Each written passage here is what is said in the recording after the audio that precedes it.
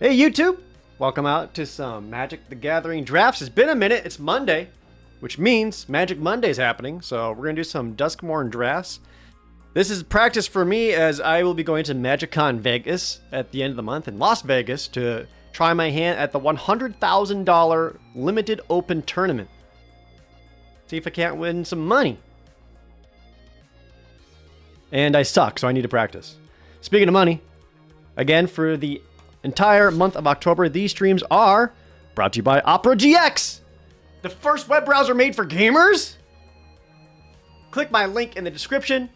Click the link in the chat. Download Opera GX, install it, and use it, and get yourself an excellent web browser that's not a RAM hog, and it helps me out. So thank you guys so much. Let's get into a draft.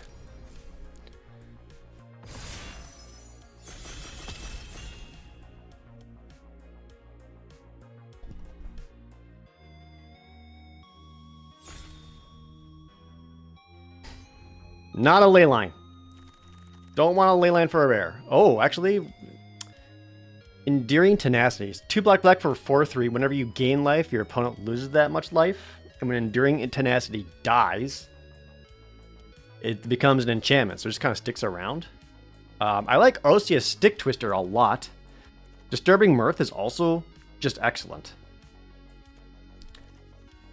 How good is this card really? I'm not honestly super high on it. Let me, I don't usually like doing this, but I'm going to check the 17 lands data on it. Just because I am not super convinced by it. Enduring Tenacity. Game and win rate's like 52. Yeah, there just isn't enough life gain to make it that exciting.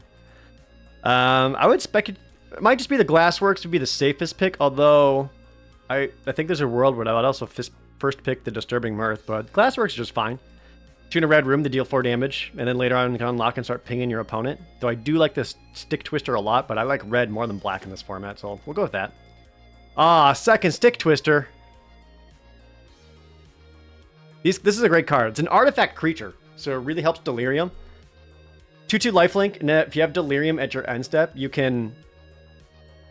Your opponent either has to sack sack a permanent, or discard a card, or you drain them for 2. And then if you like pump his power, it does even more.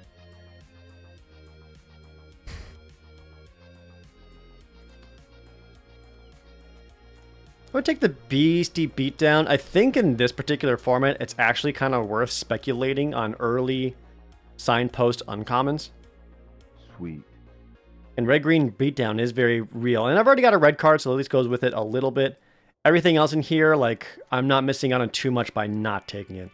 I like Ticket Booth just fine too, but this is also this is like a pick 8, pick 9 card. I'm not going to prioritize that. There's a playline.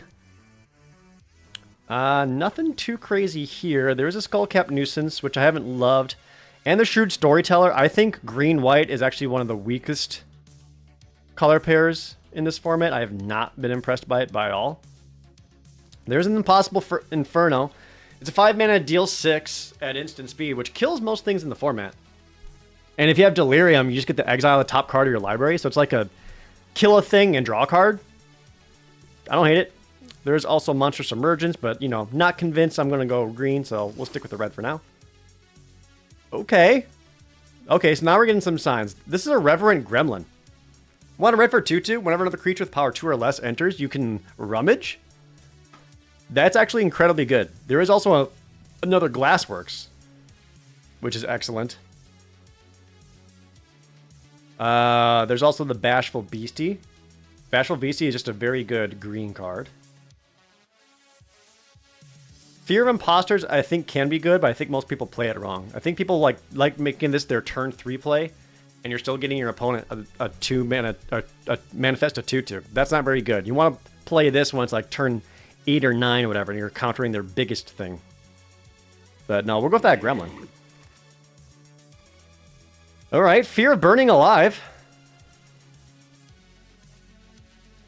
That's pretty good. So this is a 6-mana 4/4. When it ETBs, it deals 4 damage to each opponent. But with Delirium, whenever a source deals non-combat damage to an opponent, if you have Delirium, you can then deal that damage to a creature they control. So with Delirium, this is a 6-mana 4/4, deal 4 to an opponent and deal 4 to one of their creatures, which is great. There's also a hand that feeds, which I like quite a bit.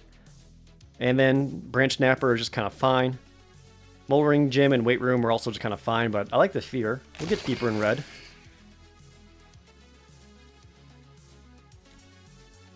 Floodpitch Drowner is great. These are both kind of more room cards. I don't think that's what I'm going for. This card's not bad. It's 3 and a green. Whenever you manifest, you get to find a land.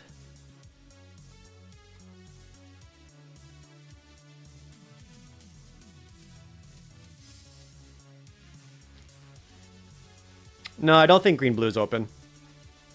I wouldn't be going into green-blue without seeing stuff like the Bookworm. I guess I'll do threats, just because I might get some manifest stuff. And manifesting does help me set up my Delirium. And I guess with the Reverend Gremlin, it kind of goes together. There's a Pyroclasm, but this is not the deck that wants a Pyroclasm. I do want a Terramorphic Expanse, though, because that can put a land. There's all... no, maybe I won't say its name. Say its name, mills 3, and then you can return any creature or land from the graveyard to your hand. That just sets up Delirium really, really well, and then lets you get back basically any creature card. So stuff like Fear of Burning Alive or any other relevant creature. I'm going to take that over the first Terramorphic Expanse for now. Although Terramorphic Expanse is pretty good. Hey, there we go. Spineseeker Centipede. 2 and a green for 2/1. Find a land. And if you have Delirium, he's a 3/3. There's also, notably, a red-green land, which I would love, but it's hard to pass up the Centipede. Alright, so going into pick 9. That Disturbing Mirth is still around, but black didn't seem all that open. But there's always just a 2-mana 2/2 Death Touch, which is just fine. Yeah, there's that Ticket Booth. So now I'm going to be I'll just rare draft it. I'm just looking for stuff that can help me enable that Delirium. We've got Beastie Beatdown that wants it. And then Possible Infernal that wants it. Fear of Burning Alive that wants it. Wow, Glassworks Wield? We'll take another Glassworks. Okay. Attack in the box? I could. I mean, it's an artifact creature. Oh, Silent Hall Creeper. This card is excellent. But we're not playing it. And there really isn't much in here for us. It might just be another Glassworks. That would give us 3 deal 4s.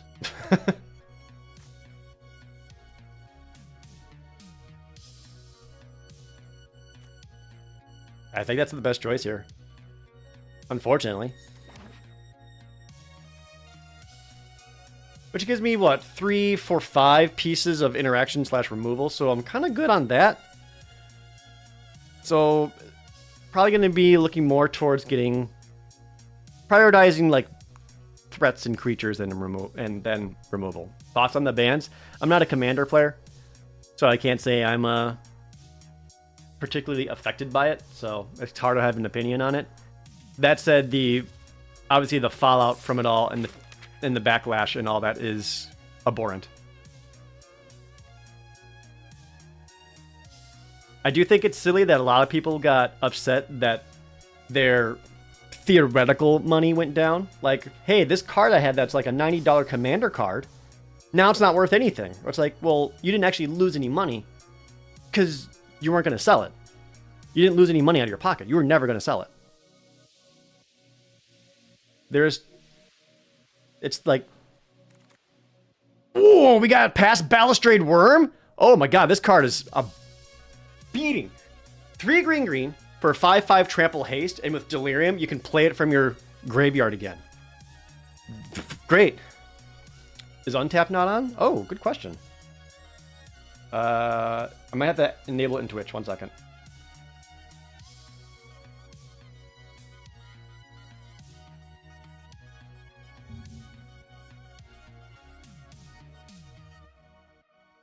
My extensions. Why isn't Untapped going? Activate, Untapped. Activate! Alright, Untapped should be going in just a little bit, chat. This is a fantastic pickup. I'd also would love to get a Clockwork Percussionist. These cards are great. The little monkey toy. It's a 1/1 artifact creature with haste to get some early damage in, and if it dies, you just get the exile top card. I think I like that more than like Piggy Bank. But there's a lot of A lot of cards here I'd be happy to see wheel. And we get Fear of Missing Out. Another banger. 1 red for 2/3 that lets you rummage as soon as it enters. And with Delirium, if this attacks, you then get to untap one of your creatures and have another attack step. And it's a 2-mana card. How about 2 of them? Holy crap. No FOMO here. Woo. Interesting picks. It's either the Turn Inside Out or the Wary Watchdog. And I think I actually want the Turn Inside Out more. Just red to give yourself something +3/+0, and then when it dies, you still get to manifest red and get a 2/2 out of it. This card's actually quite good. I could see Watchdogs wheeling around. It's only pick 5. I think this is more like a pick 8, pick 9 card. But Turn Inside Out, I would like to prioritize and just get that extra damage in. Dude, this is so good. Now we got an Infernal Phantom. This is 3 in a red with Eerie. It's a 2/3, and when it dies, you can deal its damage to any... You can deal its power to any target. But it also has, if you play an enchantment, it gets +2/+0 till end of turn, so... That's fantastic. Going into here, nothing too crazy. Diversion Specialist is not really what I want. Neither is the Boiled Village Ripper. I already got 1 ticket booth. I see no need to take another. And then there's Fanatic Strength, which, like, this is a deck that wants to attack, so, like, this could. But there's also the Valgavoth Slayer, which does let me fix for mana, so I would start with that. And there's a Hand That Feeds. That's the 2/2. When you have Delirium, becomes a 4/2 menace while attacking. Fantastic. Nothing really out of here, so I'll just take the land. Clockwork Percussionist versus Piggy Bank. Both are quite good. Probably going to be the Percussionist, though. I'd like to have the card draw over, and then we got another Beastie Beatdown. Grab the prize I don't really want or need. Soul Ranger that I'm not going to play. And a Cautious Survivor, which I don't really like. This deck is done. Like, I'd be happy practically shuffling up as is, but we still have another pack to go. Wow, look at these options. Wickerfolk Thresher is good. 5/4. If you have Delirium, you get to draw a card when he attacks. Or sorry, look at the top card. If it's a land, put in the battlefield, otherwise draw it, you get a card. There's also the Razorkin Horde Caller, who is also excellent, but it looked like red is more open than green. There's also Fear of Being Hunted. 4/2 haste at 3 mana. I actually like that one quite a bit too, but I think with like Balustrade Worm and the Fear of Burning Alive, I'd lean that. Don't really need the Twitching Doll, because I'm not trying to ramp into big stuff. But yeah, this is another pack where there's a lot of wheels I'd be happy to see. Oh my god! Overlord of the Boiler Bridges. There we go. 4 red for a 5/5. Whenever it enters or attacks, it deals 4 damage to any target. And then you can impend it for 4 mana. So you get to put it down as an enchantment at 4 and deal 4 to anything. And then after 4 turns, it becomes a creature. And this was just passed to us. Fantastic. Okay. Less exciting pack here. Either the Watchdog or the Fungus. I think I already got a turn 1 play, so I'd rather go the Watchdog. Well, no, I'll take the Fungus. I actually like this one. It's a 1/2. You can easily sack it to destroy an artifact to enchantment. Very relevant. Or draw a card and ramp, kinda. Drag to the Roots. I'm not really going to splash for that, but I will take another Centipede. 2 Centipedes means my mana is going to be that much more consistent, which is great. Greenhouse and Rickety Gazebo. Please don't play these cards. Greenhouse, worthless. Rickety Gazebo, fine in an emergency, but Greenhouse is a 3 mana do nothing. I will take a Manifest Red. These are pretty bad. There's Ripchain Razorkin, who is just fine. Pay 2 and a red to sacrifice a land to draw a card. That's fine. There's also Horrid Vigor, which is a protection spell. If there's a best of 3 draft, I'd probably take the Horrid Vigor, because I think this would be a good sideboard card versus damage-based removal, but whatever. Going into here. How many Glassworks is too many Glassworks? I already have 3. I might just take the Monstrous Emergence. There's also Trial of Agony, which could be good, because it's kind of more of an... I'm not that aggro. I'll take the Monstrous Emergence. I've got some big stuff. Everything in here is null stuff I'm not going to play. Guess I take the Malevolent Chandelier. Oh my god. So there is still the Razorkin Horde Caller, which is an awesome aggro card, but my top end is so good. I'd rather just take the fixing.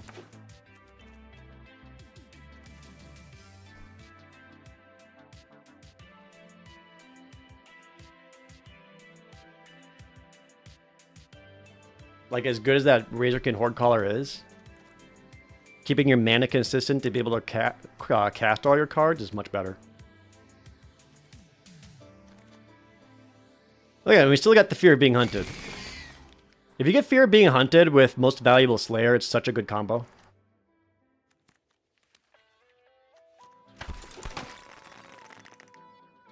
Feel like you draft lands often? And I think you should. I think a lot of people undervalue lands. Like, 9-8 mana base, it really isn't that great. Even just picking up one dual land and now you're at a 9-9 mana base, so much better.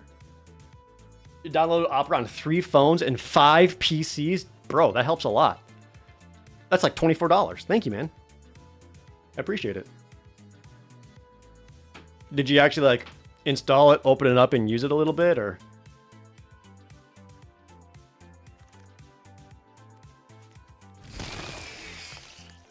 I think it's safe to say we found our seed. The only thing this deck would have really liked is maybe the red-green uncommon creatures, the 3/2s that become 4/3 haste tramples with Delirium.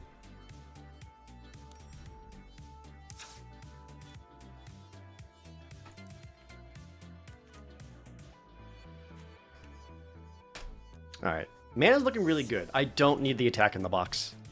Everything else is too good for that. I don't really think I need Flesh Burrow either because I'm not really being defensive. I think threats around every corner can come out.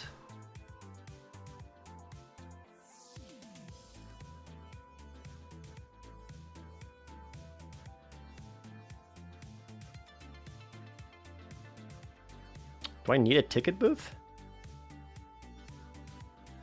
I don't think I do.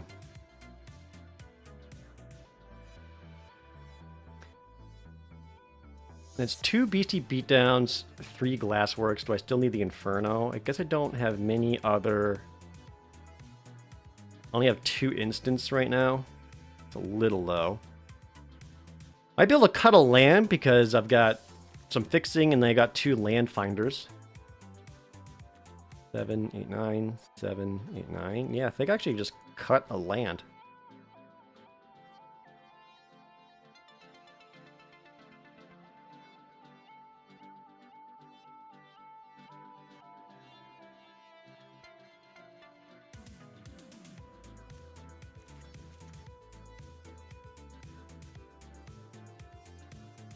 Actually, no, I'm going to take out Manifest Dread. Change my mind. I don't really need that.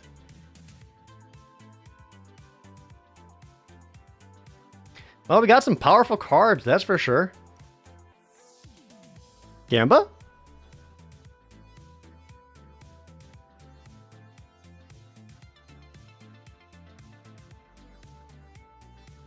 Where's my Gamba button?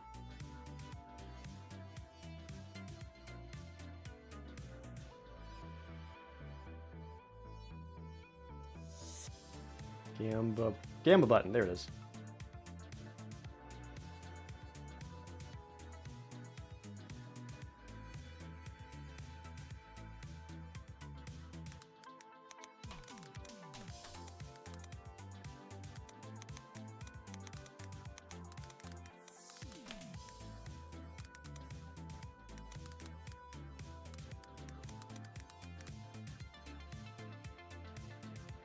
And now let chat. Gamba! There you go.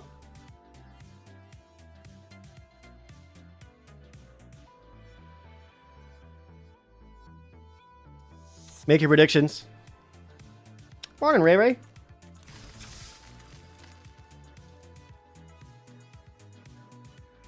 I've got like a Gamba button on my my Twitch dashboard. I just forgot what color it was and what it looked like.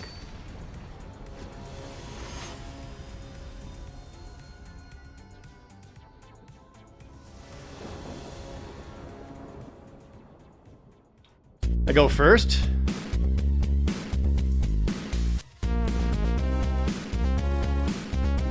Don't hate it. Get a rummage out of this. Heath the Furred, thank you for the $7.77. You live smack dab in the middle of Florida. Oh, please be safe. Absolutely be safe. Oh, perfect draw. I love that this has to be blocked. So if they get a creature down, I can actually attack with these. If they don't get a creature down, I can just beat ass.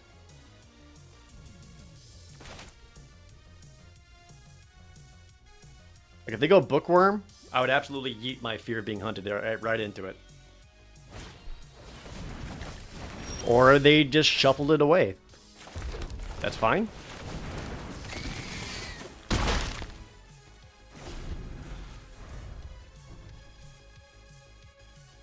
Thank you for the good luck.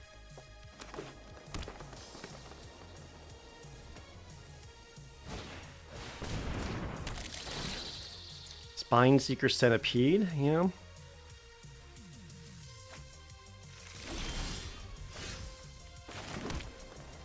Don't really want to attack into that because I got better ways of dealing with it. So we'll go the Infernal Phantom.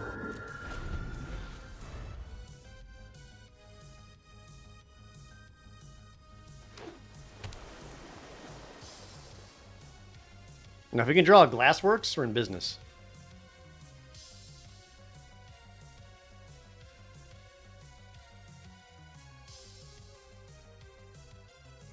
Player reminds me of my uncle works for Nintendo Horror Story. They're a classic. That was one of my most popular videos on my gameplay channel. Okay, that's unfortunate. But there are ways.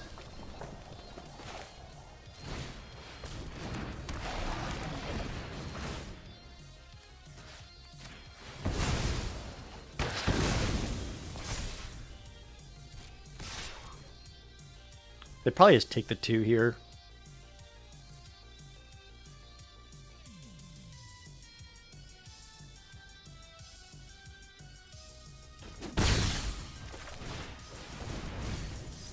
There's the Glassworks. Oh, I can only get creature. Ah, rip. Hold on. Enchantment, land, creature, sorcery. So I take back a land. I do have Delirium.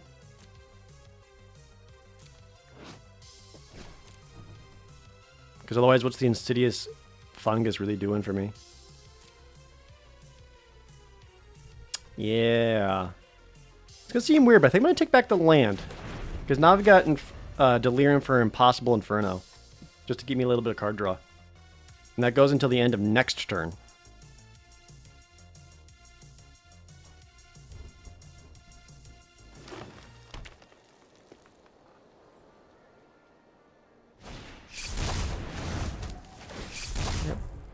Yeah, so they go threats. They're doing the Manifest Dread ramp thing.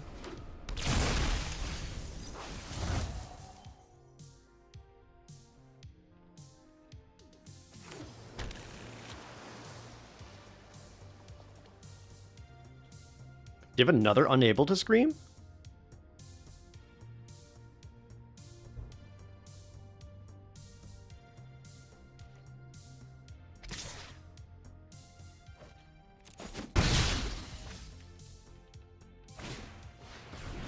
Oh, Bottomless Pool.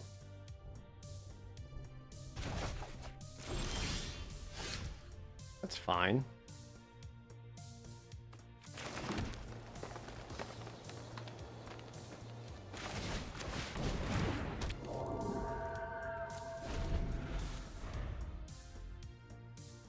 I think just bringing it right back is okay. If I get any of my power cards, that would be nice. Balustrade Worm. Bernie Boy. Forgot his name. Oh, wow. The Milled Mindseeker, Bashful Beastie, and Fear of Falling.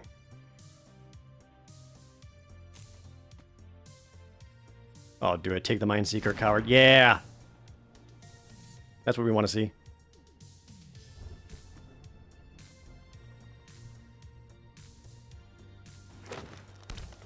Oh, by the way, for everyone who's playing this. Helpful hint. You can turn off the TVs by pressing the little green button here, because this is so obnoxious.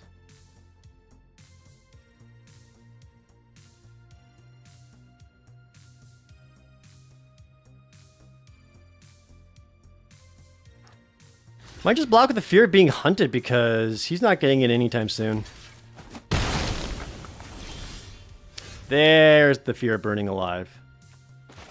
So now I can play this. This gets +4/+0. Deal 4 to you.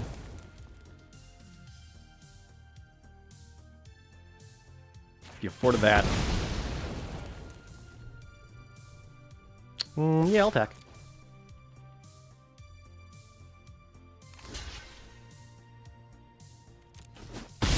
Alright, we got him on the run.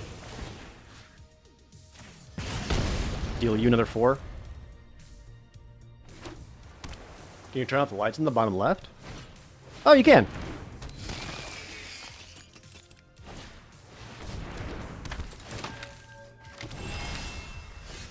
So this is only when it enters do I get the thing. I've got 23 cards left in the deck.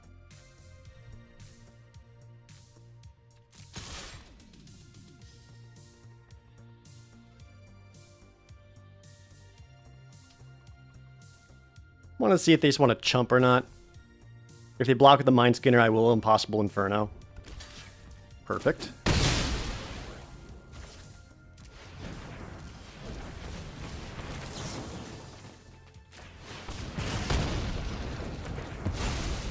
Well, another land's not exactly what we want to see, but got us through the deck a little bit more. Alright, and they just played a Piranha Fly? Okay. And they've got nothing in hand. Oh yeah, and then we just keep beating ass here.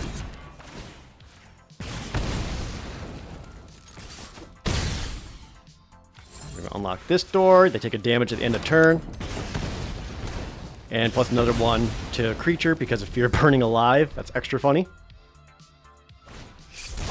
So now they have to stop my creature, but also stop the room from killing it. Not looking too likely for the opponent. On account that they have nothing in their hand. There we go. Game 1 goes to us.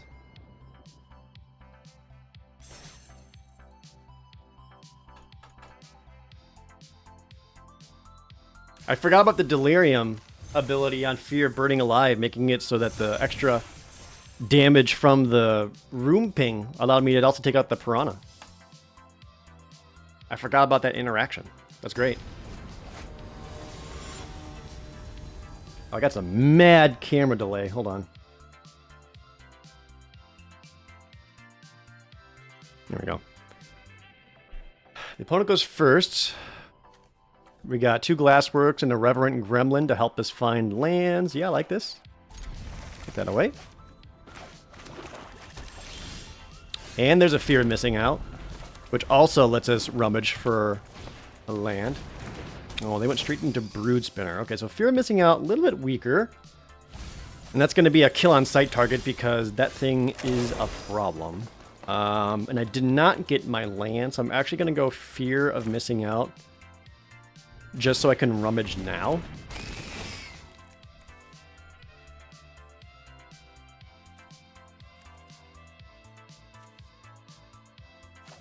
Let's go the Monstrous Emergence. Also not a land, but if I do, my removal package is looking pretty good.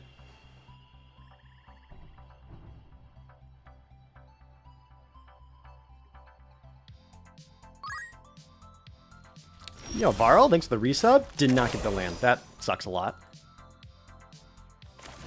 Look how good this hand is. Any land, please. Ian D. Is this Ian Duke? God, I hope not.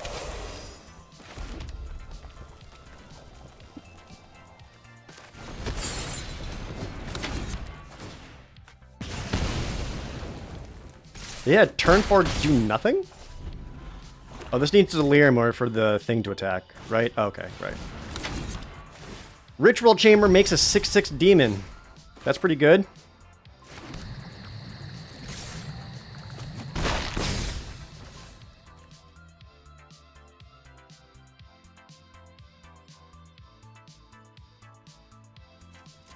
Missed my land.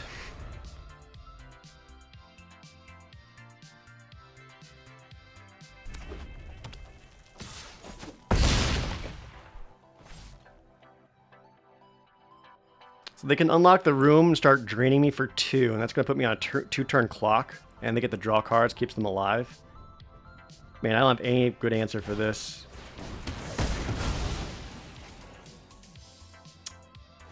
I think if I was able to curve out properly and actually have a good aggressive start, this would be going way better.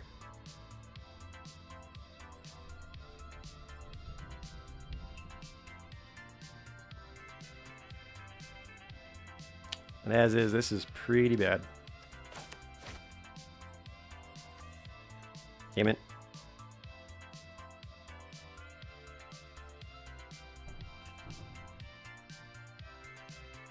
I can get in for 6. I think my best hope would be to double spell 2 Glassworks to destroy the demon, which I just don't quite have.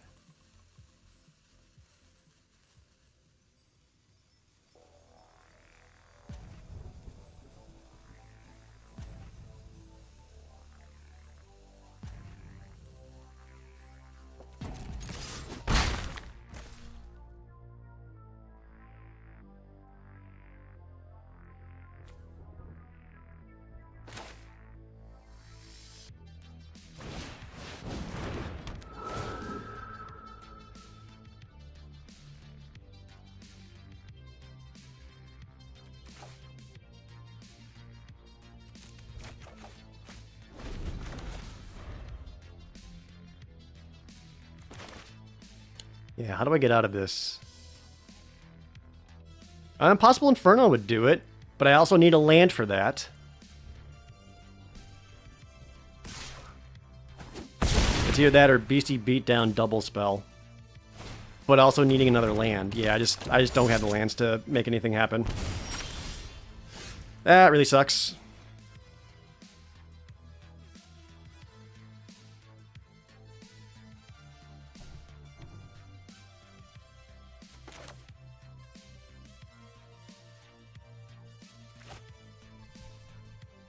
Damn it.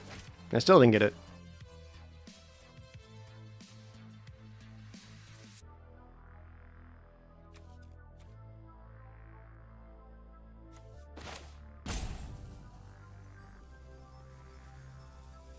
I mean, I can get in for a lot, but not for lethal.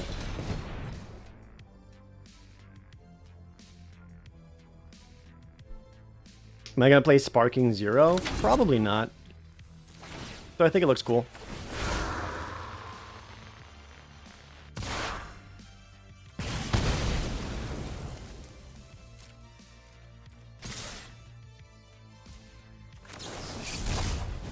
This is all I got.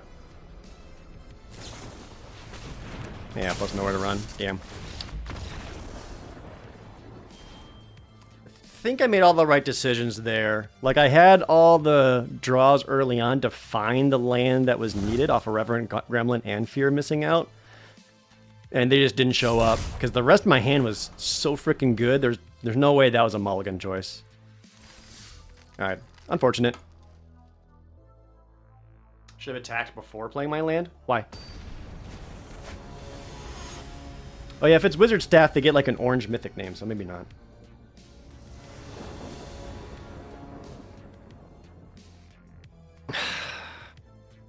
I go first. I'll keep this because I'm on the play and I got the centipedes to find a mountain. Not the most exciting start, but I don't want a mulligan on the play, that's for sure. How's Dusk feeling as a set? Honestly, it's actually pretty good. I wasn't sure at first, but now I've been playing it more and more. I was like, oh no, this is sweet. This is good. Like, you can make more decks beyond just the, like, signpost uncommons, and I think that's a very good sign.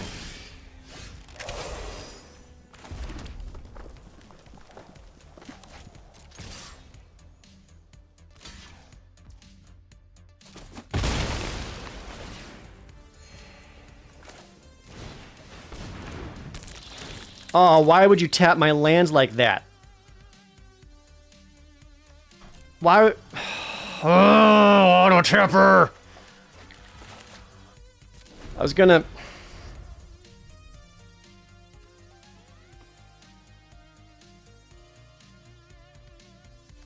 God damn it.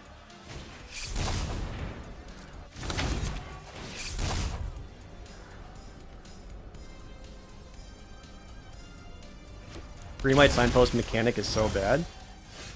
I don't know if I would call it bad. It's just all its support is too uncommon heavy, which does make it tough.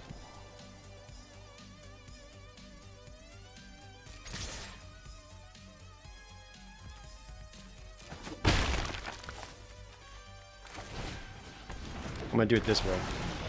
There. Better.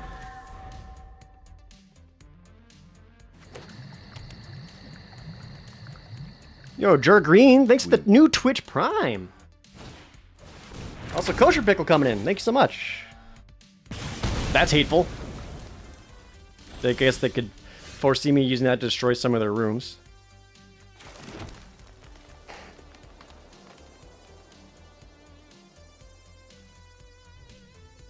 I'm gonna go say its name because it could potentially get Delirium, and that makes this Centipede that much better.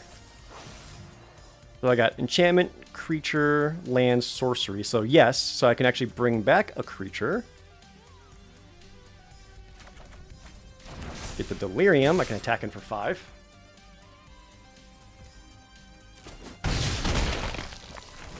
Play that and pass. What's the gimmick with this set? 80s horror movies.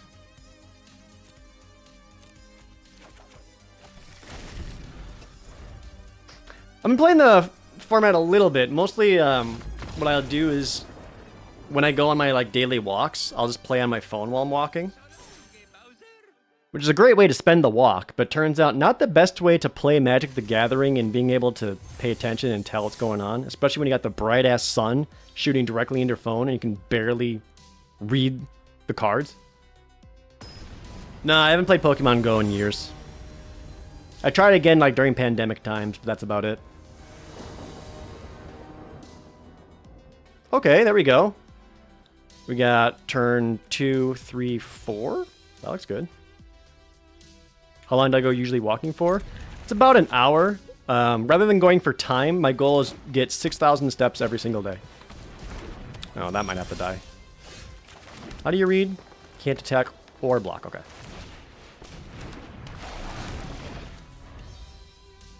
That's absolutely worth killing because being able to surveil every single turn is very, very good. Especially, so many things care about Delirium.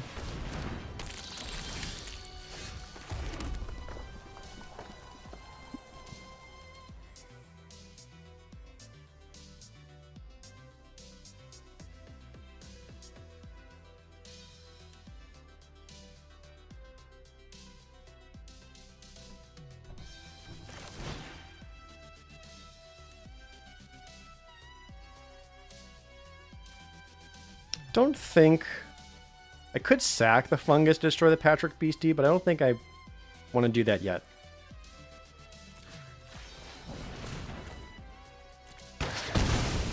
But I do want that dead. Oh yeah, it doesn't surveil at mills, but still.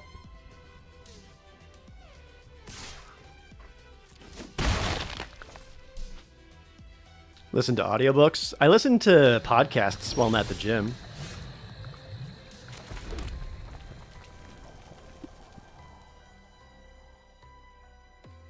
The podcasts are Magic the Gathering podcasts.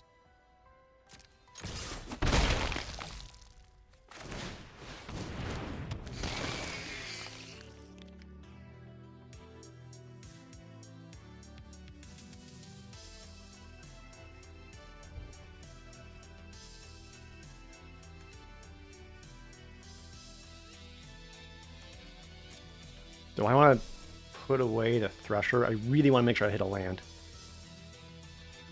Maybe just ditching the Glassworks, because I got another deal for right here. Yeah, let's do that.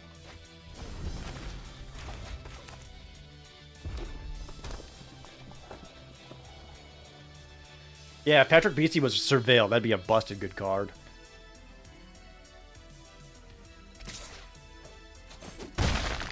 Interesting attack. Because they have their own Thresher. Wanted to land, didn't get it. So now I can actually sacrifice the Fungus, destroy the Thresher, get in for 4.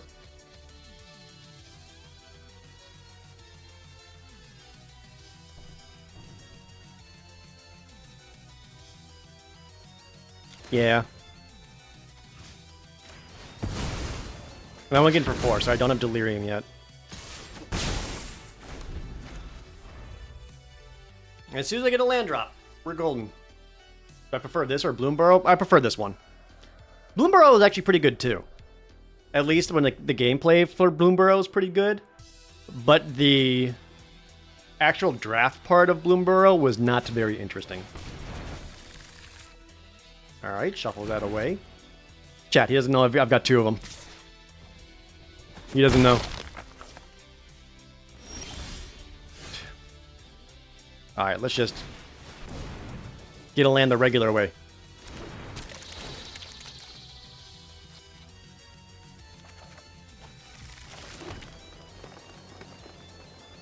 I mean, the good news is the opponent isn't exactly pressuring us either.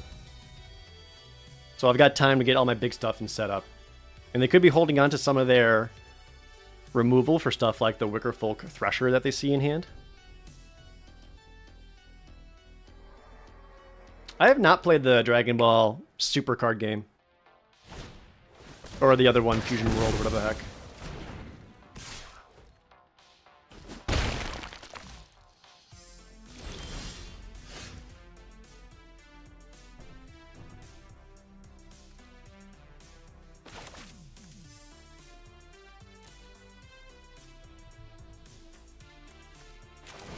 I'll just play what they know.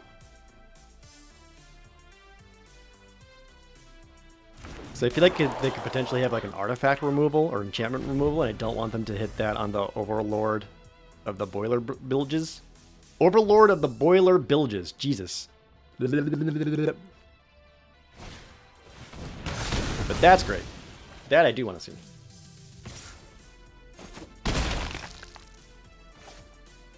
I'll play something else.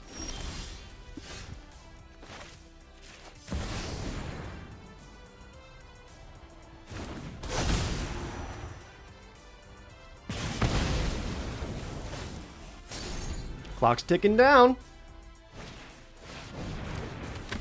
Razorkin Fort Hall is decent.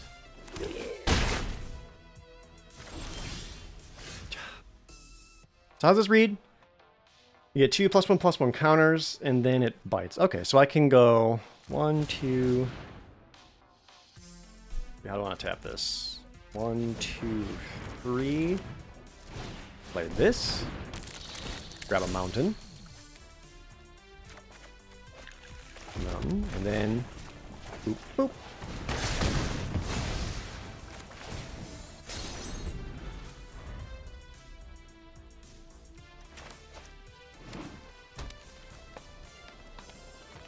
I'm at 4, but we're stabilizing.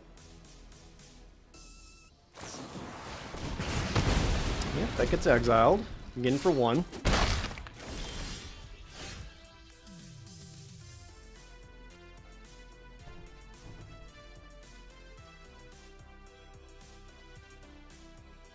As good as this is, I don't think I can Windmill Slam it down here.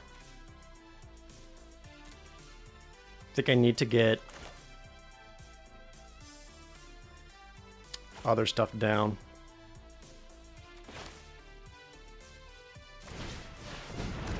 Gonna try to protect myself a bit here.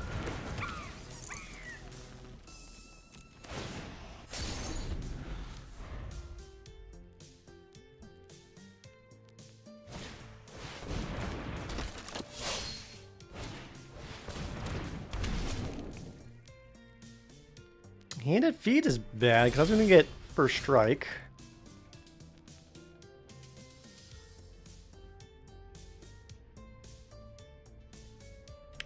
And their hand is empty.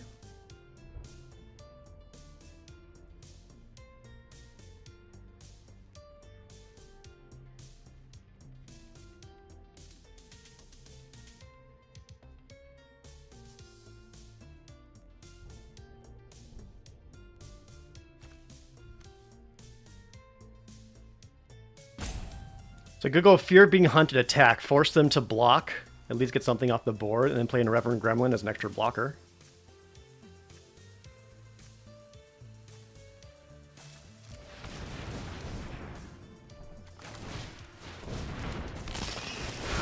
And I kind of have an advantage with the first strike at the attack and using Infernal Phantom. Because then if they did first strike that, I can deal 2 damage to something immediately afterwards, which kills the hand that feeds. And I also got the 5/5 blocker. Can't forget about that part.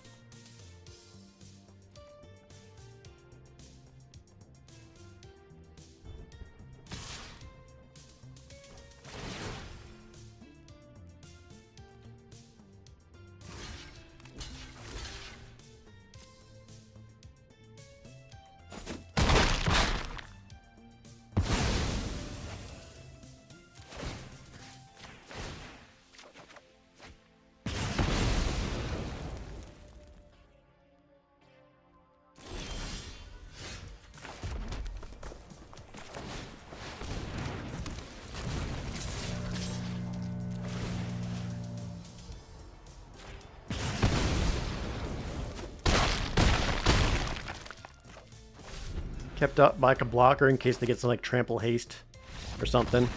Even though this wouldn't have been enough toughness, I probably could have done a better... have kept a better creature back, but oh well.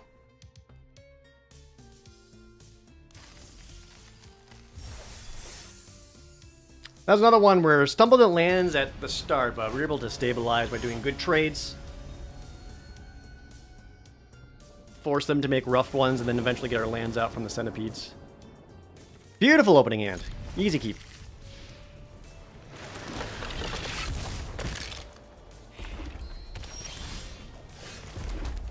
Kind of wish I had this turn 1, but that's alright. We'll go Fear Missing Out. I'll probably just discard this. Guy puts an artifact and a creature into the graveyard, which is great for Delirium. Then we found Overlord of the Boiler Bilges. Have nothing. Please have nothing. Damn it.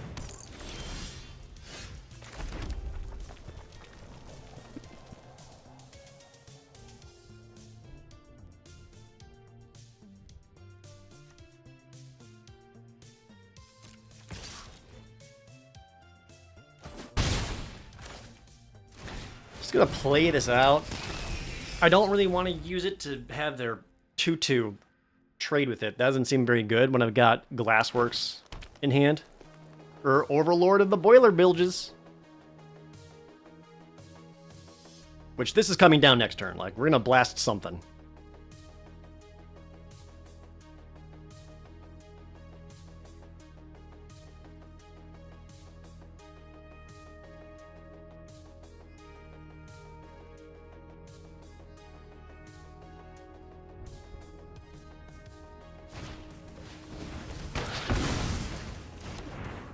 Let me just go Emergence.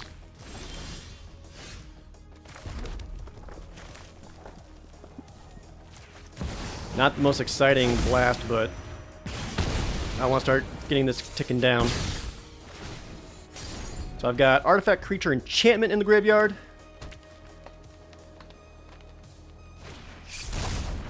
Huntwood Shrieker. What are you again? It's a 3/3. Whenever attacks, Manifest Dread. I mean, I'm not going to read the rest of it. I'm going to kill it.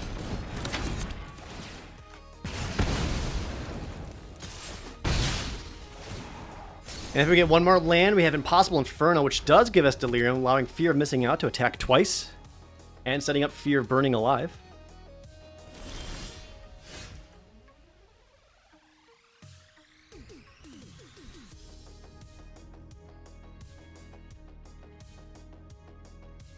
Five mana for nothing.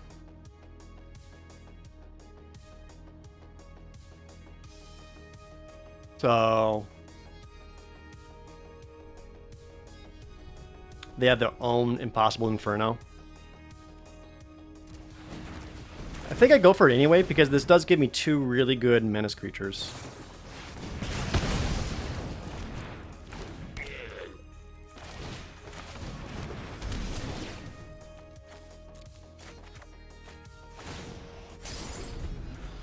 And now if I get a forest, I have a Balustrade Worm.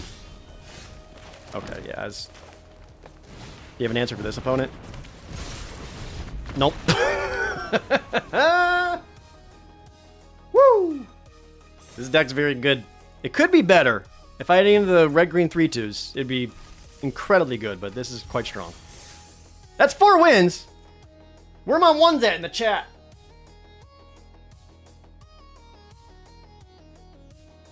Sound off, let's go.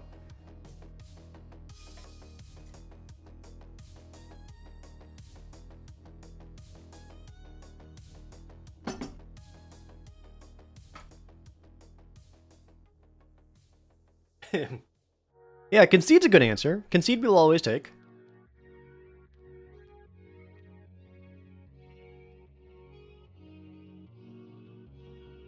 %93 of you voted ones, though, so it's not a huge payout by any means.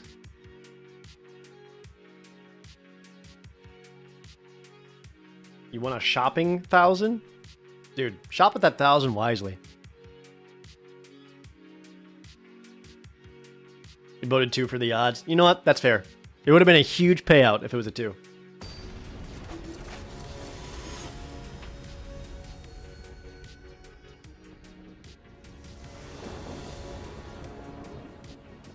Oops, all green.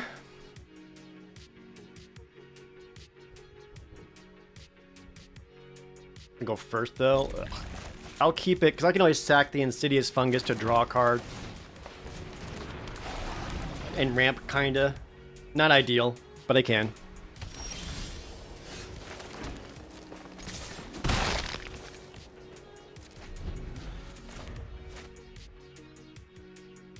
Don't be blue-white.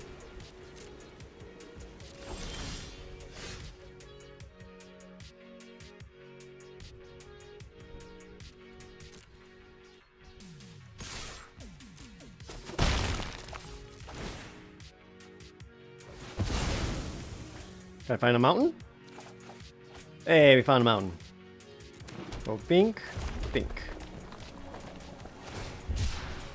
Oh, I didn't realize that came into play tapped. I should have done that previous turn instead of getting the damage, because I could have potentially got Bulk Thresher out.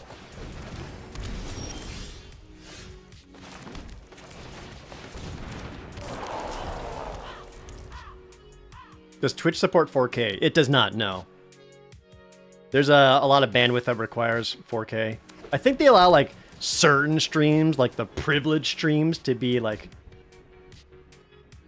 1440p, maybe? That's fair.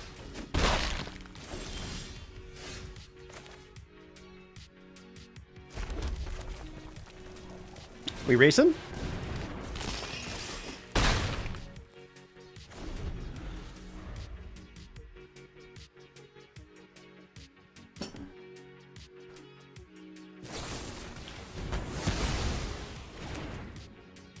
They were representing this earlier, and I just completely forgot about it. I should have been safer.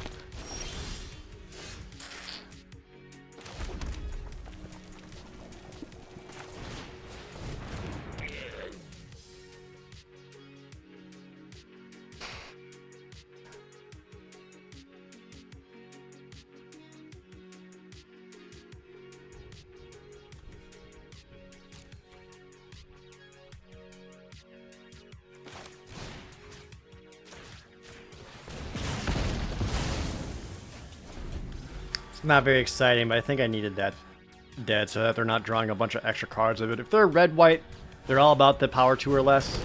Especially making a bunch of these so I can get a bunch of life linking. This is 5 damage to game 3. I guess I just take it for now. That is not ideal.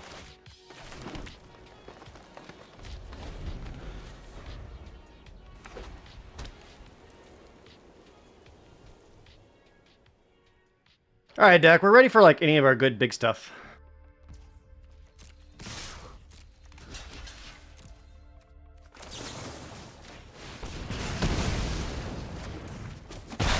Should not have played that land. Should have kept it enhanced if I had dropped something with power 2 where I could rummage off the Reverend Gremlin. Leaf blower guy.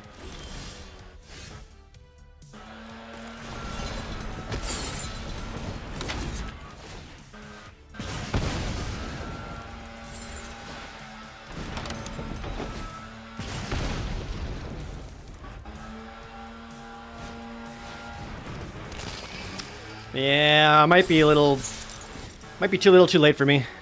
What gets me out of this? Boiler bilges, bitch. Not you.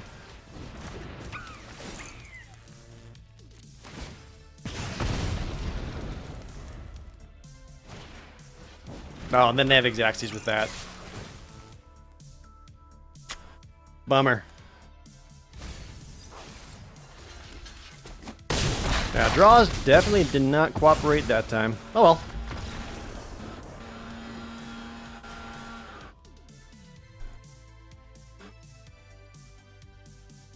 It's like right outside my window. And what's crazy is I heard leaf blower guys going at 9:30 this morning. I guess more leaves could have fallen since then. Remember to tell them to keep hydrated? You know what's crazy to me?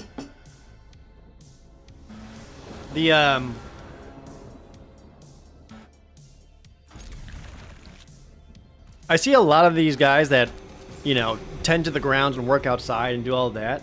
It's like in the middle of the summer and they're still wearing like long sleeve like sweaters and hoodies. And I'm just like, how are you not melting, sir?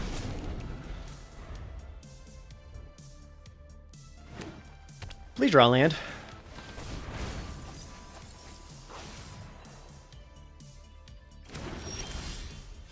Fuck. Oh, if I get lands, I'm looking good. Better to melt than get your skin irritated? I guess.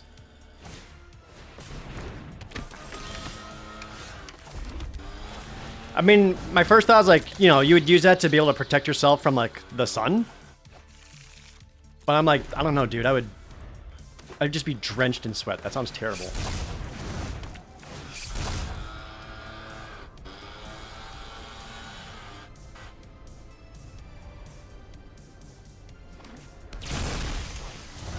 Honestly, if they're capable of doing that and working in those conditions, mad respect. Because most people would not.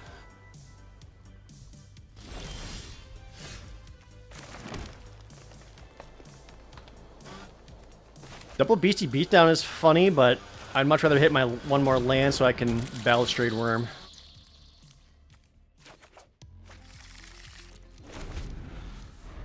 Hey, Sue.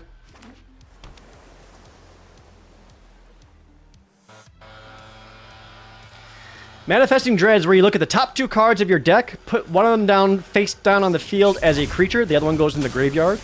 And then that face down creature can be turned up at any time for its mana cost if it's a creature. Right now the opponent's just doing the Manifest Dread ramp thingy. They also have Paranormal Analyst, so they actually get to draw. One card goes in the graveyard and they get to draw the other.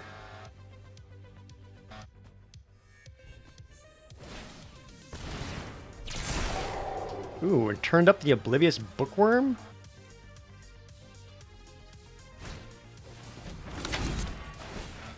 Gonna have to kill that.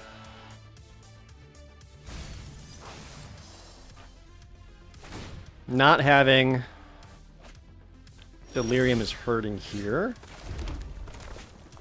I gotta think.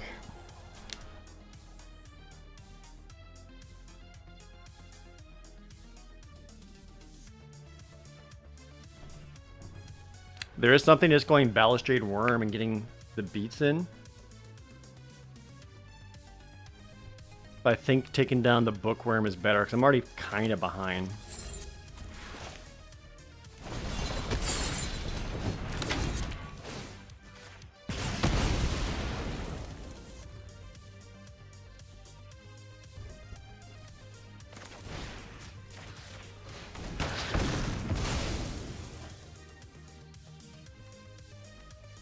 Am I okay trading one of these out for 4 damage?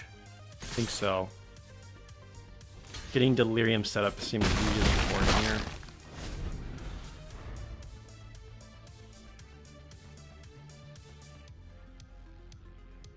I wouldn't call this deck aggro. It's certainly more mid-rangey with cards like this, but it is very much it's a beatdown deck for sure.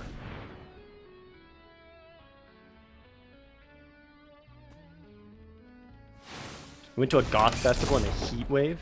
Ugh.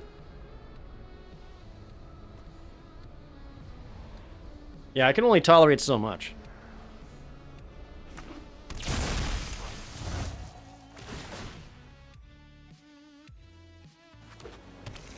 They are getting out all the lands. They have 13 cards left in their deck. I did take out their Chandelier, so they don't have a way of recurring.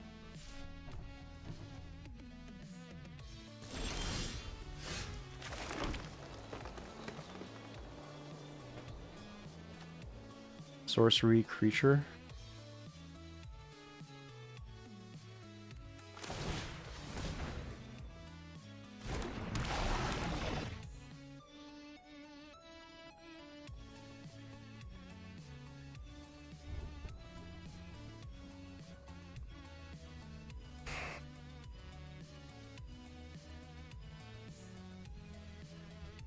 Do I care if they keep pulling out lands?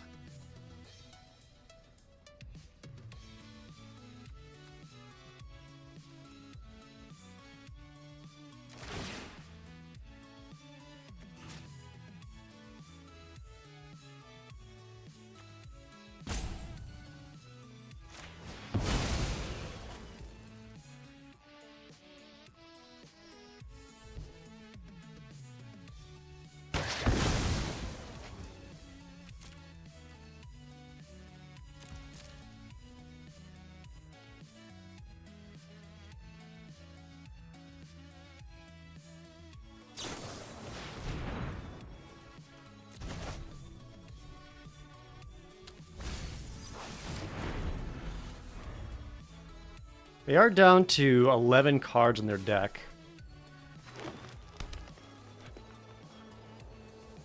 Having that stupid Twisted Reality for a counterspell is annoying.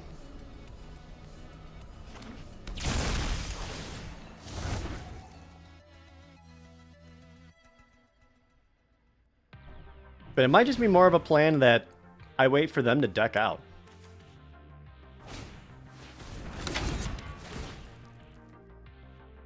Like, they're just not doing anything all that impactful.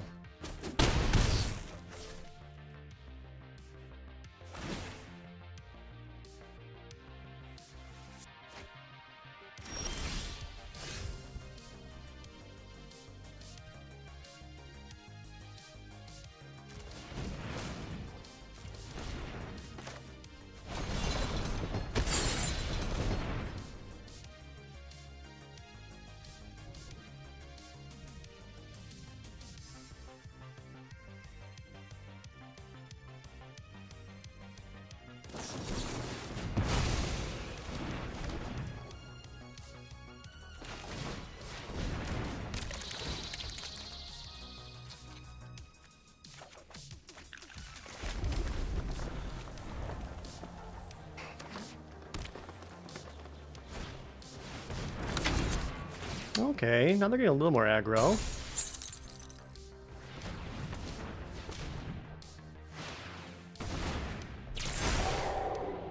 To an unwilling vessel. So anytime it gets a counter, yeah, that counts. Now I'm in trouble. If they have any more of the Twisted Realities, I'm just kind of dead. That's not what I want.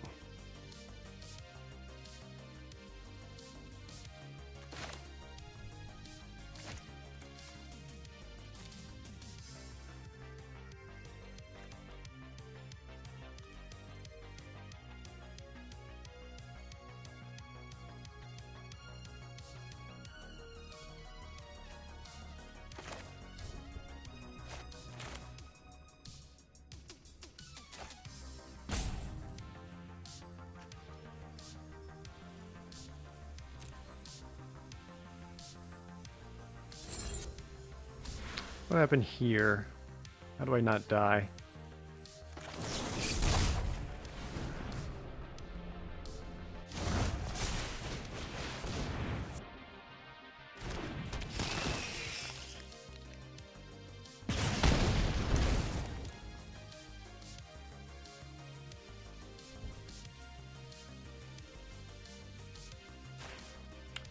Kind of have to take out that one, which sucks. Does give him a flyer. If they have an answer for this, I'm dead. Okay. Damn it. Well, it seemed like a lot of losses came from when I stumbled on lands early on.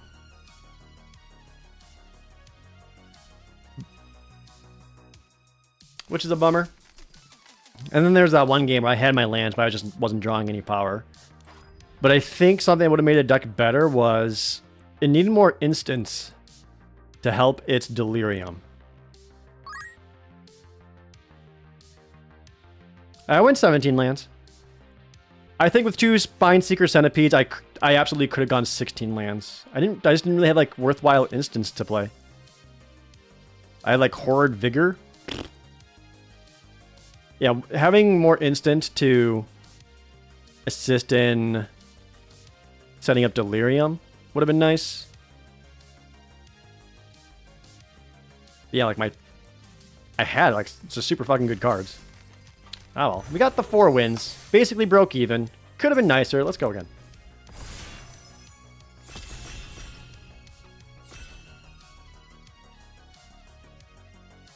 The fraction of the card, the left number is how much damage they do, and their right number is their hit points.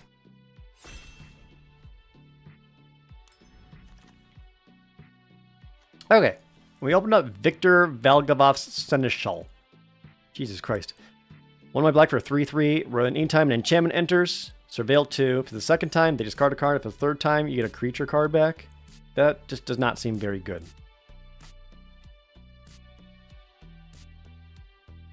Gonna start with the Glassworks again.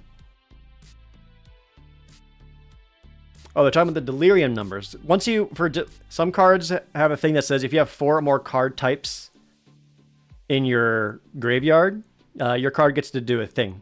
So like BC Beatdown where it says Delirium. So you see that number kind of fill up. Let's go with that. You thought that guy was uncommon. Victor? That tracks. Got the Glassworks. So going into Piggy Bank's not too bad, but also I really like Spineseeker Centipede.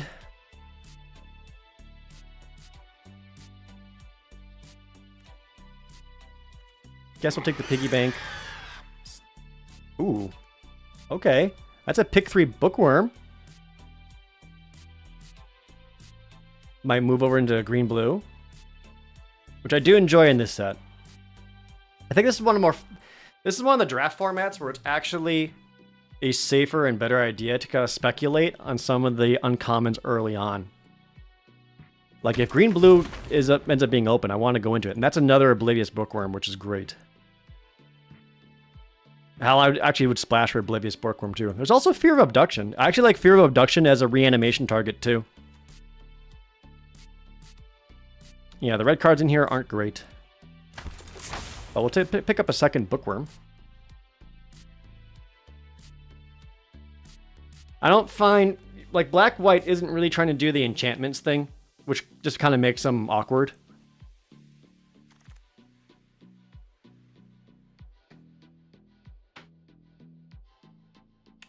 Don't love most of these. Glimmer Burst is great. One of the better blue commons.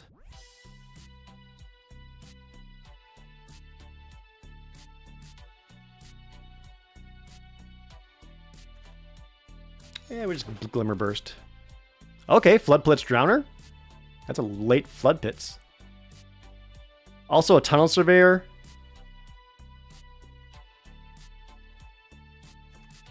And I'm not seeing any green, so probably not going to go green-blue, but potentially splash for the Oblivious Bookworm. This is a good splash because in the late game, this does help you just start looting.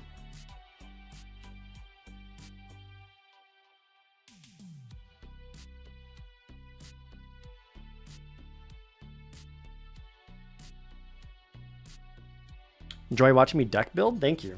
Like after the draft is done or in the middle of the draft, like right now? Okay. Lay That Void's kind of garbage. There's Rootwise Survivor, who I can't ever decide if I like or not.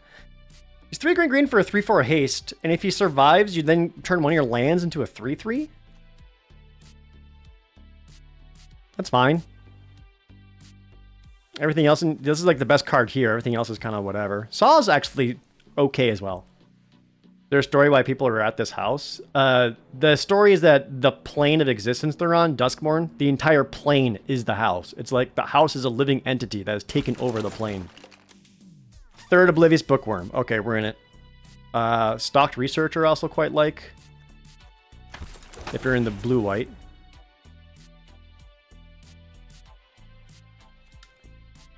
Don't really care for Scrabbling Skullcrab. Megalodon is just kind of clunky. Actually, I will pick up my first Terramorphic Expanse, though. I'll do Meat Locker. This is the stun. It allows you to draw later on. So I could potentially splash for Glassworks.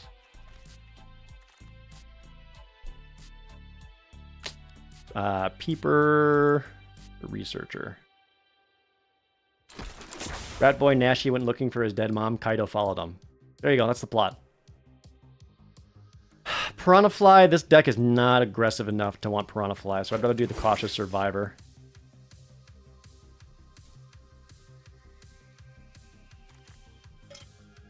So Rat Boy Nashi heard his mom died, and he's like, oh, let's go find her.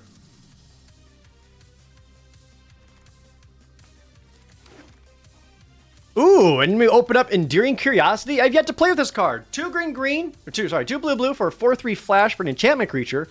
Whenever a creature you control deals combat damage to a player, draw a card. And then if this dies, it just comes back as an enchantment. I'm in for that. Ooh, I could see Fear of Isolation would actually be pretty good here as well. And of course, Patchwork Beastie, but easy Endearing Curiosity. Another Flood Pitch Drowner. Love that. This card's really good. I feel like some people underrate this.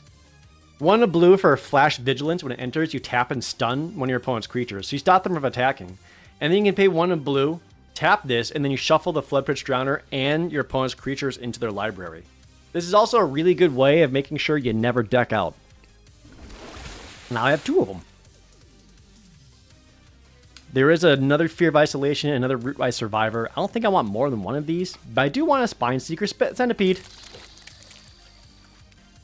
What is Maddening Hex? It's one of the guest cards. Enchant Player. Whenever Enchanted Player casts a non-creature spell, roll a 1d6. Maddening Hex deals that much damage to the player. Then attach Maddening Hex to another opponent chosen at random. That's stupid. Oh, there's an Unnerving Grasp right here. I love this card. 2 blue, bounce something back to the opponent's to someone's hand, and Manifest Dread.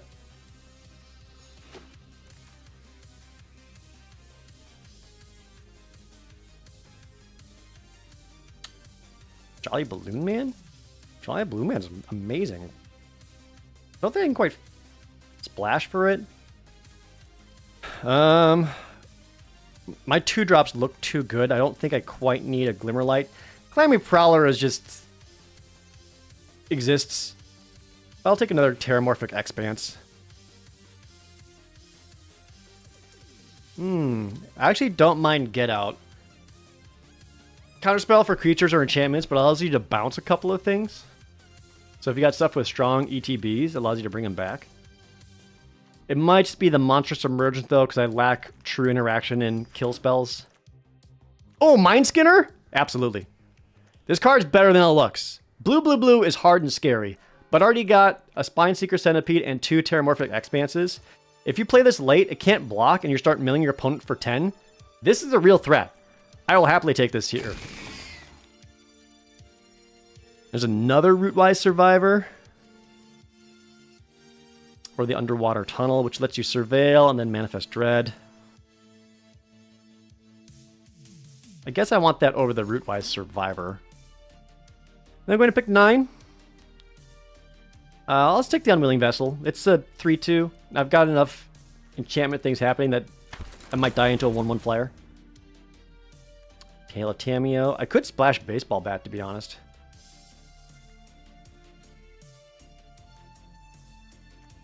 That seems more likely than playing anything else here.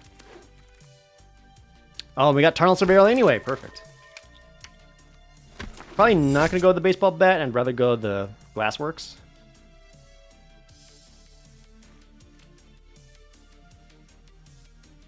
I would still want to find some dual lands. Like, Terramorphic Expanse is fine, but I would still love a blue-green dual land. What happened to the red-green deck? It ended 4-3. Had 2 games where mana stumbled a lot.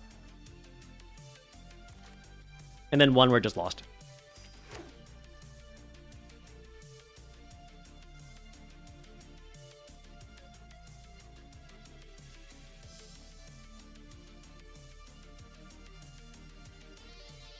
Do I have a preferred color pairing? I feel like I've had most success going blue-green splash bombs. But I also think black-red's really good. Oh, Unable to Scream is exactly what we want to see.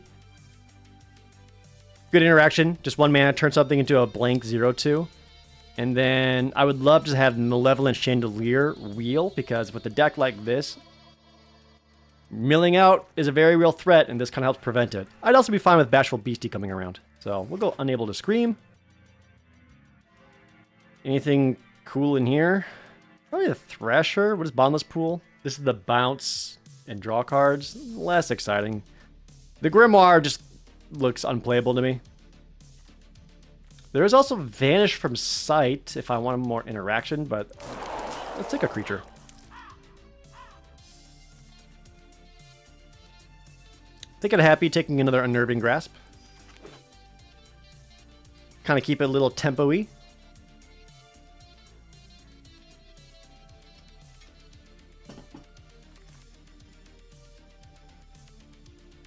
Cursed Windbreaker, Fear of Imposters, or Cryptid Inspector.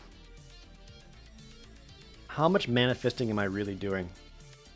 I don't think I'm really manifesting in this deck. I got 2. Yeah, this isn't really a manifest deck, so this doesn't really do much here. I guess Fear of Imposters is the best choice here, but I'm not happy about it. There's another Monstrous Emergence and Duskmourn's Domination. Is this card good?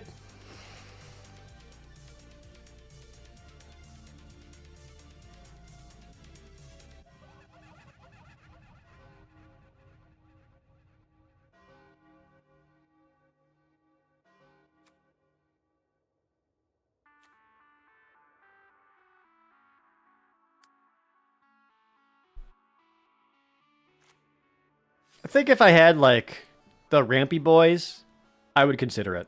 Oh, perfect. Blue-red, dual land.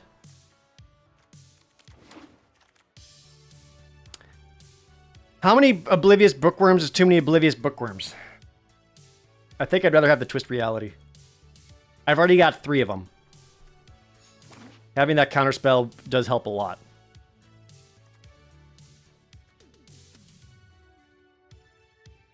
How about 2? And we got the Chandelier. Hell yeah. Okay.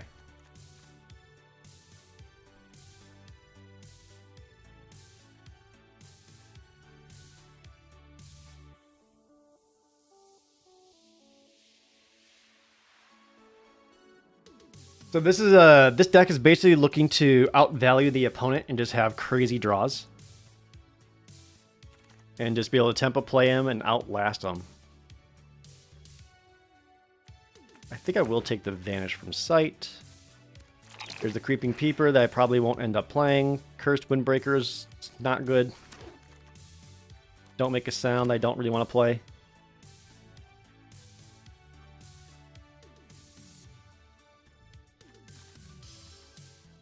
I don't have to splash Glassworks. I don't have a lot of Manifest Dread. So I'm not really looking to do the Manifest Dread thing. Oblivious Bookworm is a bonus when I do Manifest Dread, but it's also fine without. Like, I'm not concerned about card draw. I've got card draw.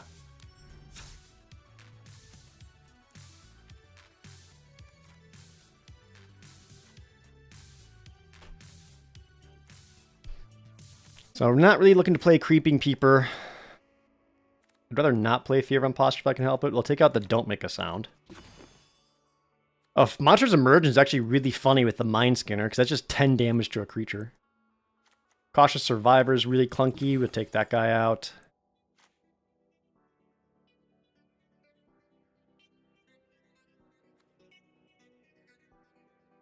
take out the underwater tunnel. That doesn't really do enough. Meat Locker at least stuns and draws. Glassworks takes something out. So that's Glassworks is 1, 2, 3, 4, 5, 6. No, that's actually quite a bit of interaction. Much more than I thought. I might not need them vanish from sight.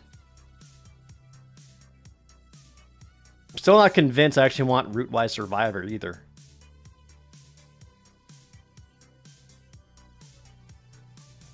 I kind of want to try it, but I'm not convinced.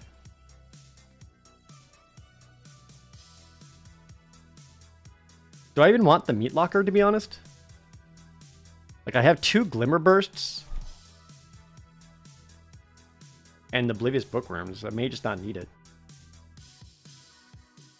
Like, I'd rather be able to bounce something from the hand and keep up a counterspell.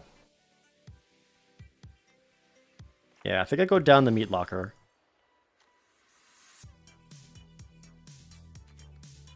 So how much enchantments do I have for Unwilling Vessel? 1, 2, 3, 4, 5, 6, 7. Guess that's fine.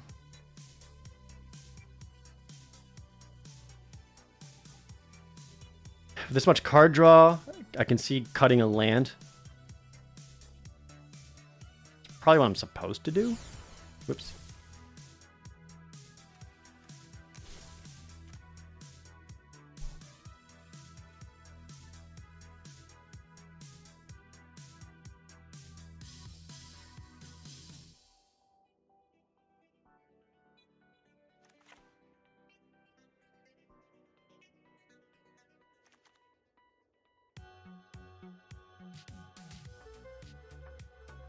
Yeah, I'll take out Fear of Imposters.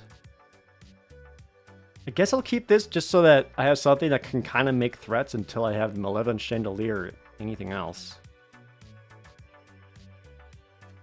Actually, do I want Stalked Researcher? This actually might be the cut, because I'm not... Yeah, I don't think I'm making enough enchantments for Stalked Researcher. I think that comes out.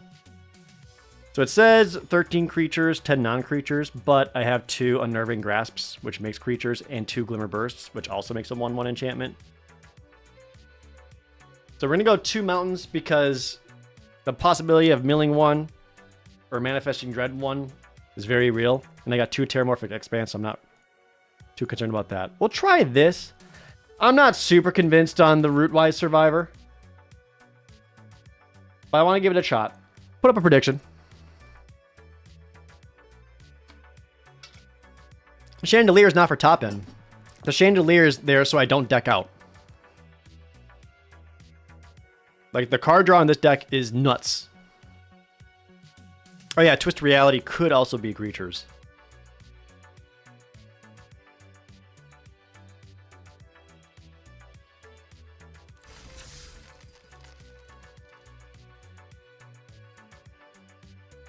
Otherwise, yeah, I agree. I wouldn't just play the Malevolent Chandelier as like a 6-mana 4/4 flyer. That's not exciting. But with a deck like blue-green, you turn through your deck so quickly, and flooding out's very real. Oh, we got the Bookworm. Oh yeah, we also have Flood Pitch Drowner for interaction. I forgot about that. Only thing that would have been nice is if I did have just like one more like big slappy card at the top end, but that's okay. Draw a card, discard an island.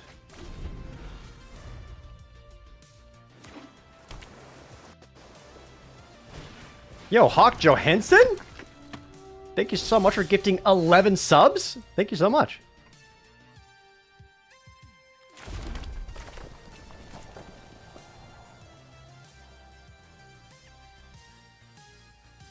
I play this enough to know that this thing's going to be a problem. I'm going to kill it now. I'll get him for 2. Can I explain each monster like Seto Kaiba? Each monster? Because there's a lot of them. We'll ditch the forest because I have a handful of blue and something that costs double blue.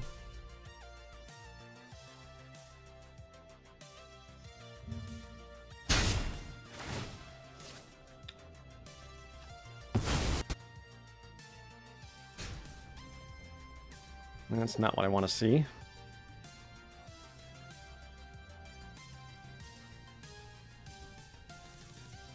I forgot that this, like, exiles when it survives.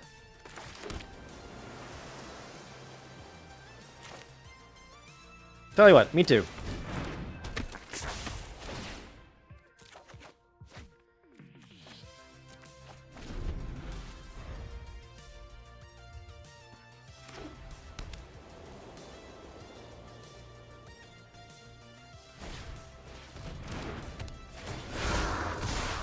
Okay, now it's a 0-2. Ooh, Ethereal Armor? Make it to a 4-3 first strike. Yeah, they are doing the enchantment thing. Might have to shuffle that away.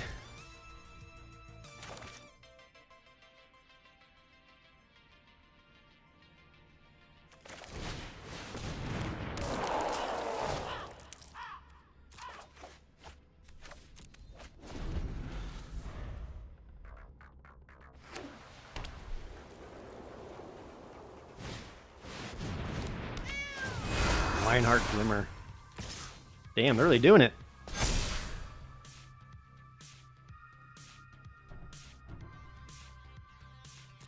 Spinal blocks. Oh, does it get like hexproof or something? Oh, it gets hexproof. Oh, cringe. I fucked up, chat. I forgot how the card worked. Whoopsie doodle.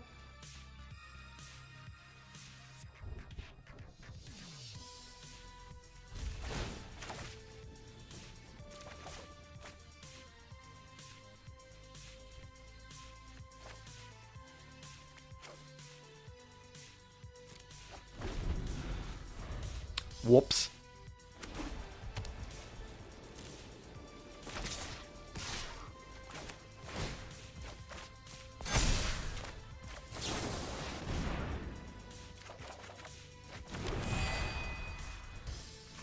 I don't have a way of killing that. So now I just kind of have to like chump forever. This has 4 counters on it now.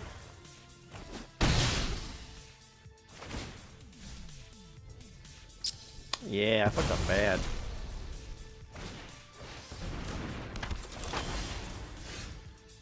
Well, I mean, blue-white is like one of the best decks in the set.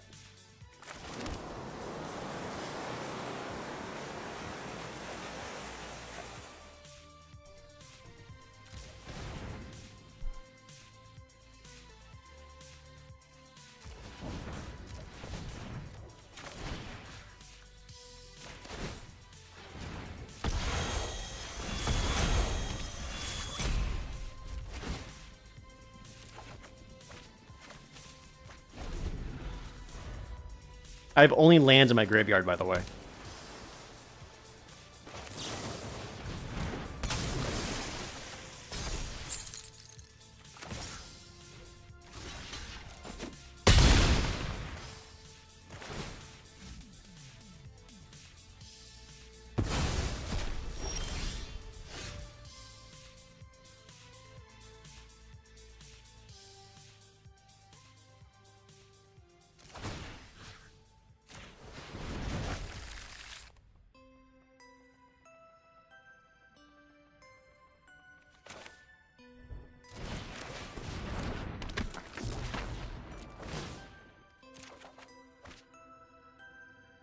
Damn it.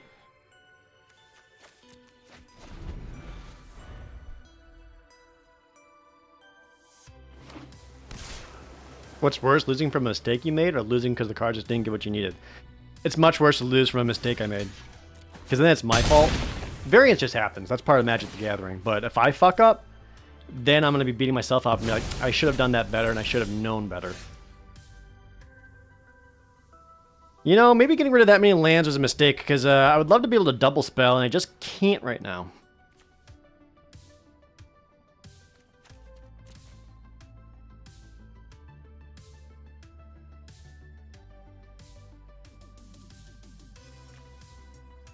How do I get out of this?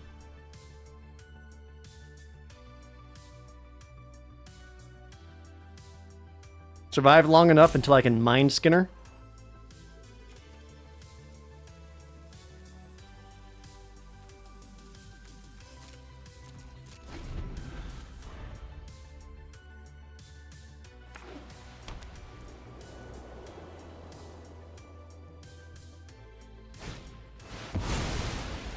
To a fear of abduction? Well, this would just kill me, right?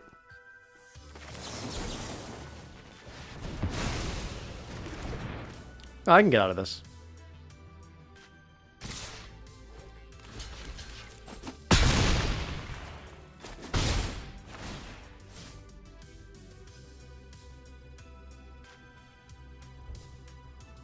Another island?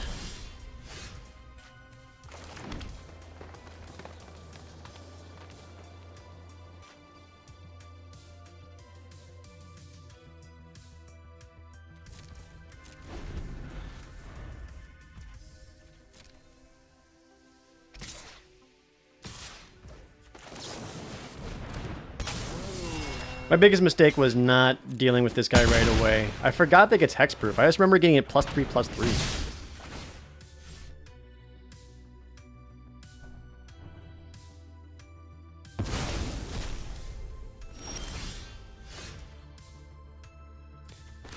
Well, that's exactly what I wanted, but I can't get it down.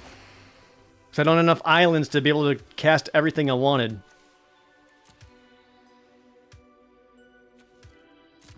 Fight the good fight.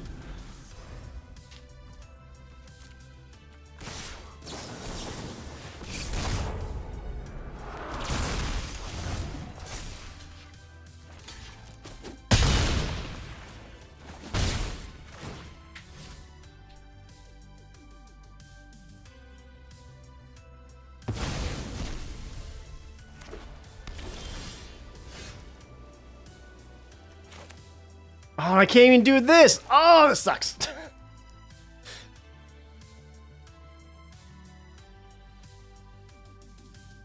I need one more island to be able to have both out. Rough.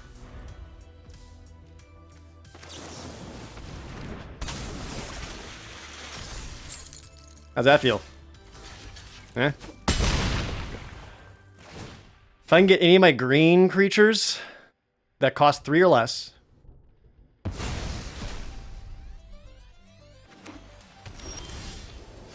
Not you.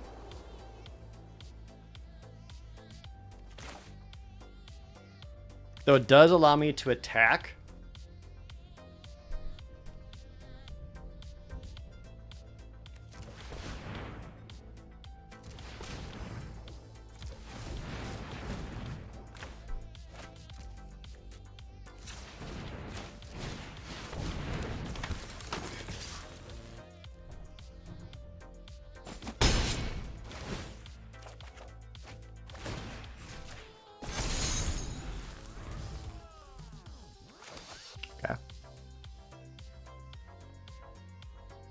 That's actually not bad. That starts turning all my lands into blockers.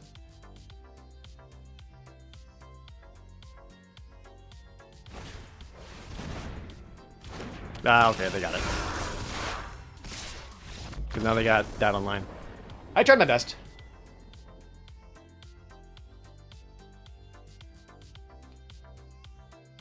Yeah, big mistake was not dealing with that early on, and I absolutely should have. I just forgot how it worked. And I could have stabilized long enough that they didn't have an answer for Mind Skinner. That would have just been able to get in for unblockable and would have had them dead in 2 attacks.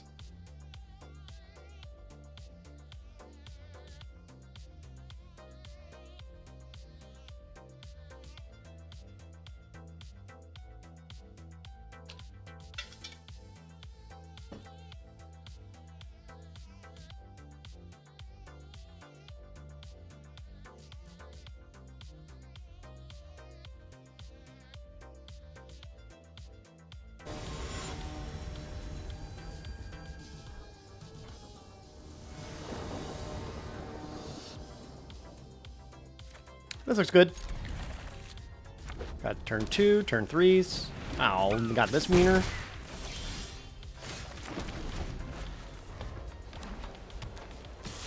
Uh-oh, red-white.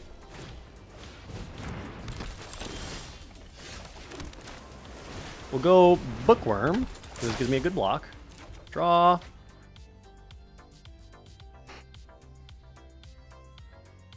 Don't think I can afford a tap land right now. I'll put that away. We'll Cult Healer.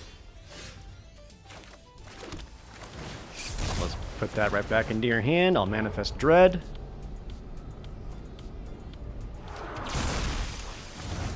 And then draw a card.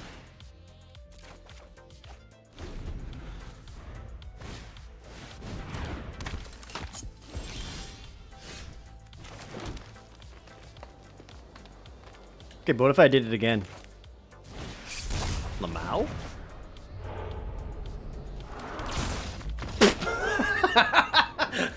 The opponent's just off that.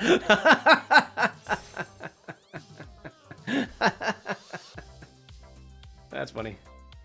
Oh, thank you, Hawk. I appreciate it.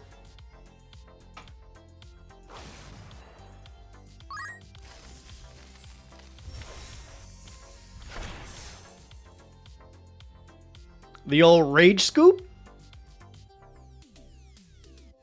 Yeah, I mean, like, the only way they're going to win that game is if they could have kept the beatdown up, and having their 3/3 bounce twice would put them too far behind. So, like, I get it. I still would have played it out.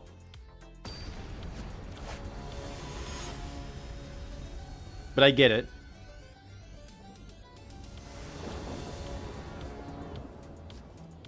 I go first, and we got the Bookworm. Yo, Heat, man. Thanks for the resub. We just found the mountain for Glassworks. Draw that. Gonna ditch the forest. Play your own Bookworm so I can nuke it. Actually, I'll nuke that. That is a mana ramper, and can't have that. Absolutely not. And I'll get in for 2. Yay! Hit the draw. Put away the forest. Now I can bounce their guy, or just play a Thresher. Oh, Cursed Windbreaker. This is not good.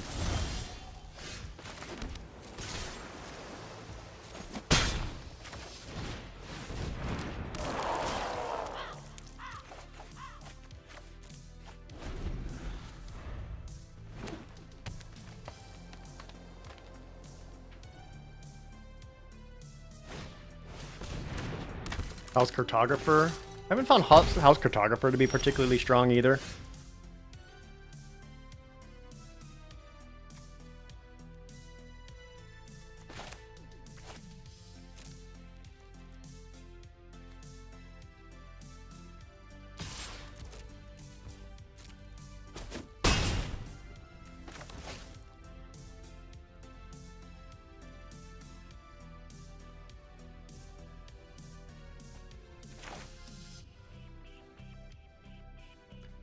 Cartographer is not solid ramped, though. For the most part, it's just a 2/2 bear that dies on the trade, like, almost all the time. Every now and then, maybe you get a land, but I haven't found... Like, I'll play it. It's like a 20 to 23rd card. But I don't see this card in the draft and be like, oh shit, I'm going green, baby.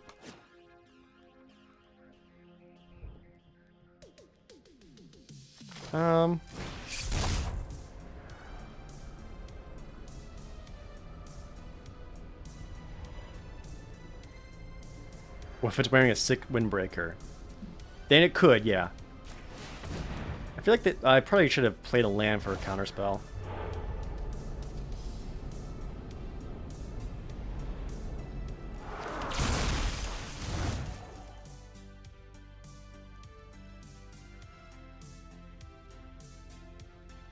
Yeah, let's play the land.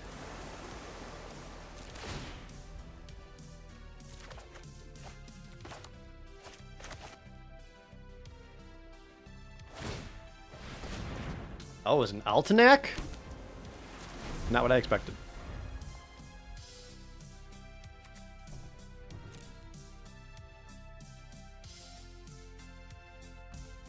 The 3 green mana make a Dread dude? If he can survive, he's good. It's the whole making him survive that's tough. Dissection Tools is excellent.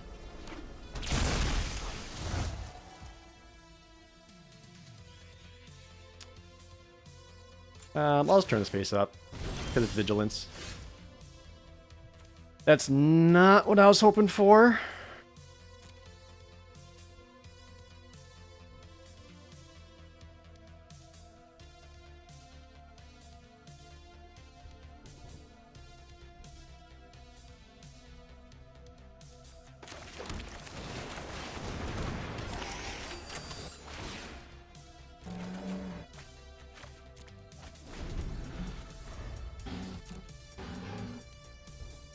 Play out the Malevolent Chandelier because I might need more than one way of dealing with dissection tools just to be able to block that. So I got like 3 avenues of blocking them.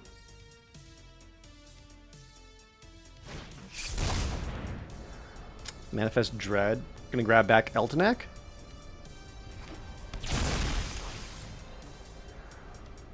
So I think at Altenak, I would love to get the Twisted Reality in my hand.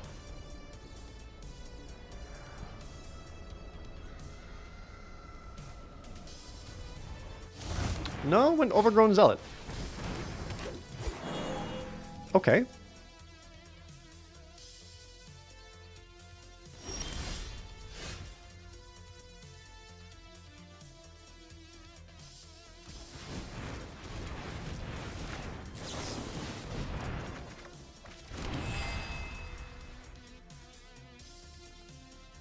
Well, that didn't work out.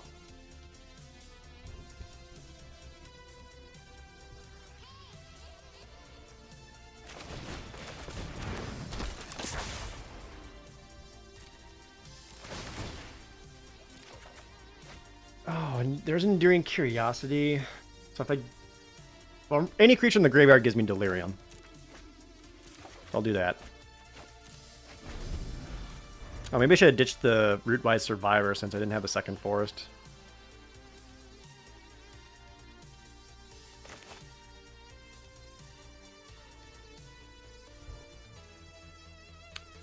No, Dissection Tools is great in Simic because you're going to manifest so many dorky 2/2s. Being able to turn them into much more threatening 4/4 lifelink death touches. And in general, Dissection Tools is just a good card. Like, you play it in any deck. Even if you never get to move it to anything else, like it's still a 5 mana 4/4 lifelink death touch.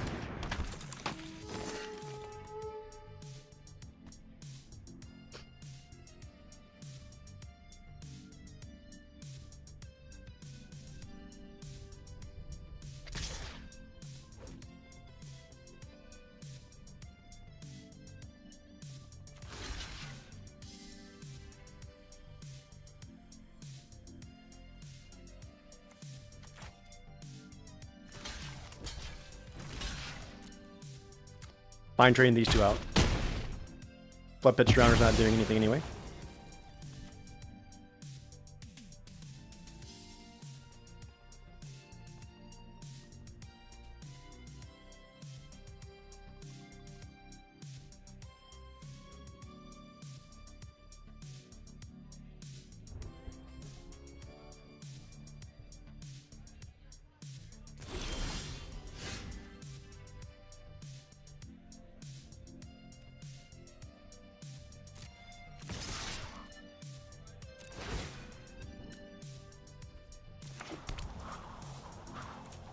I'm actually gonna do this right away.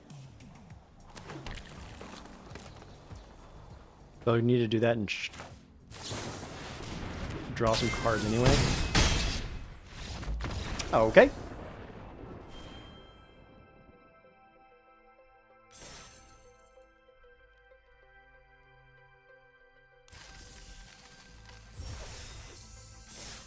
A lot of early scoops today.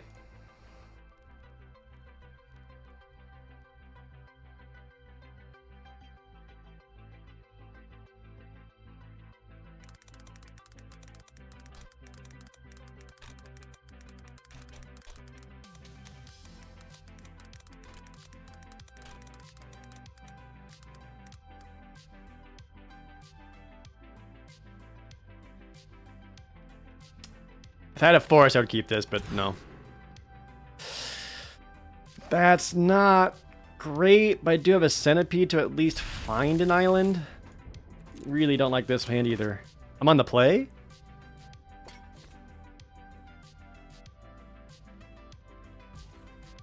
Yeah, on the play, I kind of had to keep it.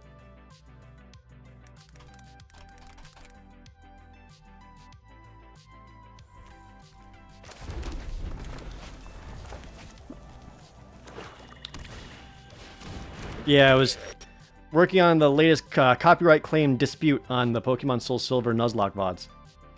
Isn't that fun?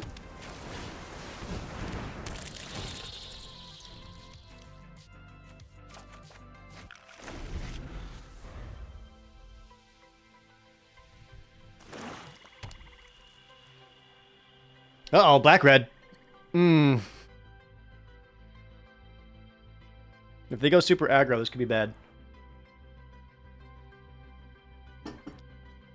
Who's claiming it now? It's just someone saying that it's their remix music of the battle song.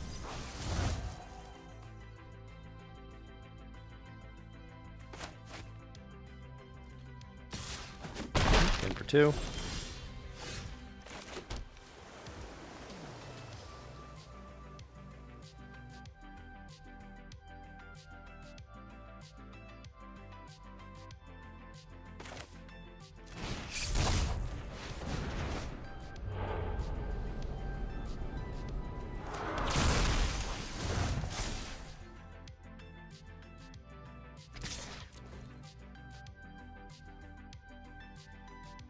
I'm about to the gremlin away so they don't keep getting rummages, or at least slow down the rummages.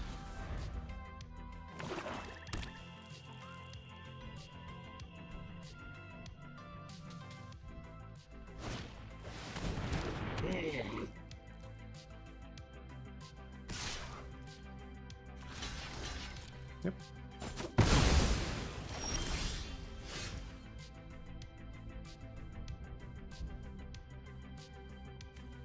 That puts land, instant, sorcery in the graveyards. I don't have creature, so if I go creature, I would have Delirium,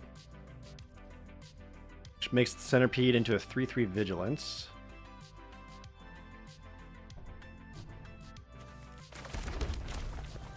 I can just play my guys out. And I can Glimmer Burst to give this a token.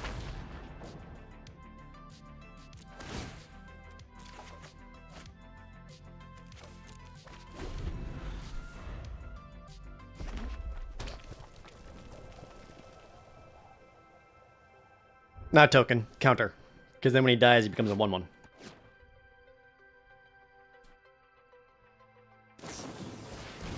Ooh, exiled. Okay.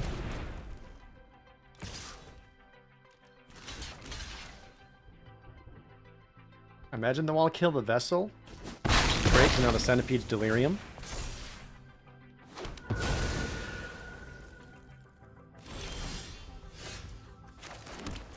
And I have a counter spell and Glimmer Burst.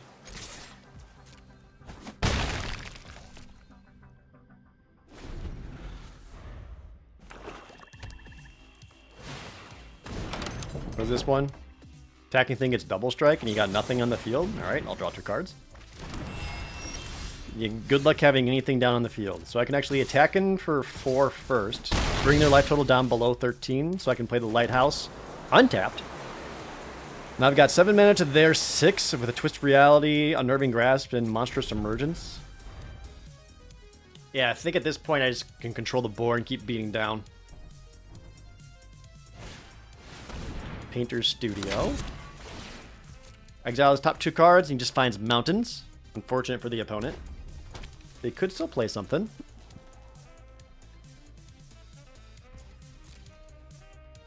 What's the other side of the door do? Attacking creatures +1/+0. Basically does nothing. Alright, I'm going to keep up the counter spell. I also got the Flood Pitch Drowner.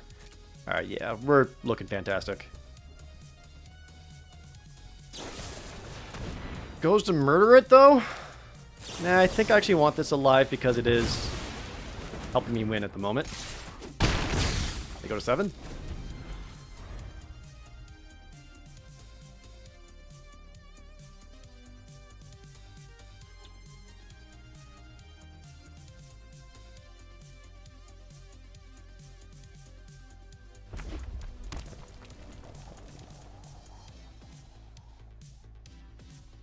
They could still buy some time. If you have another kill spell for the Spine Seeker Centipede, there's nothing I can do about it.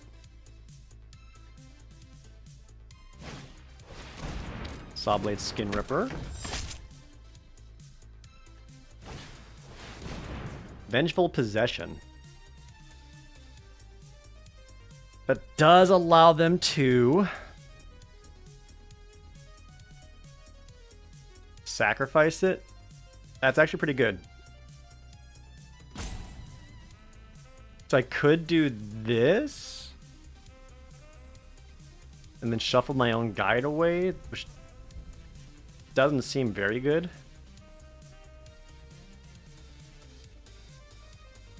It would keep my 1/1 alive.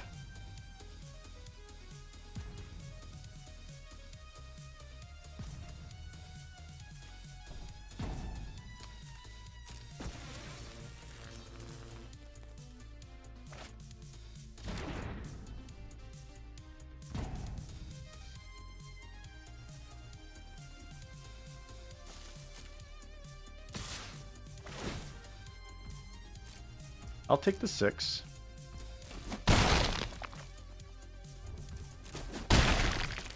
Do your thing.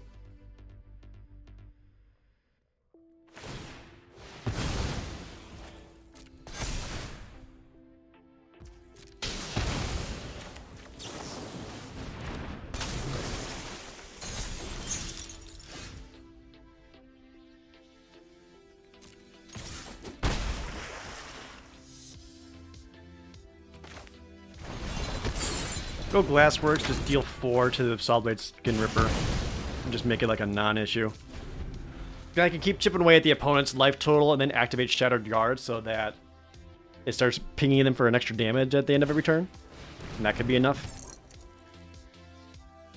A Ragged Playmate is not enough. If they put all their mana into the last room, that's a very good sign for us.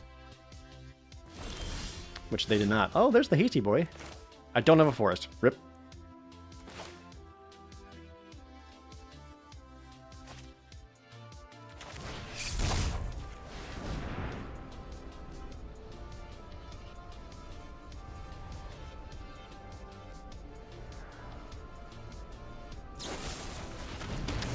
They had a murder. So I'm glad I didn't play the Rootrise Survivor. Oh, we found the Mind Skinner. Oh. It's actually worse to do that, but it's really funny. It would mill them for 10. But it's so funny. I want to do it. I want to do it. It's not how I would win. It's not the correct choice, but oh, it's funny.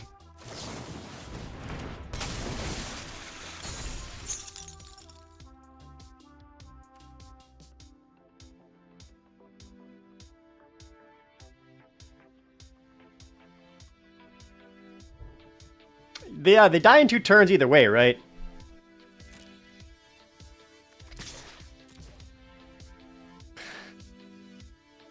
You bully me into a chat for the content!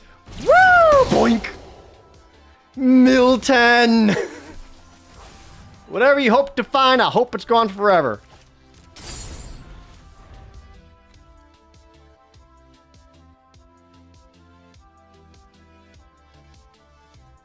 God, that was not the right choice. But it was the content choice.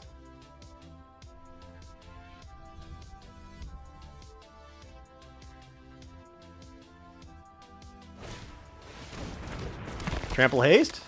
What is it? 2/2, and whenever a creature died this turn, you can recast it. He's getting in for 6. I'll take 6. Is that all you got? Please, play the land. Play your last land.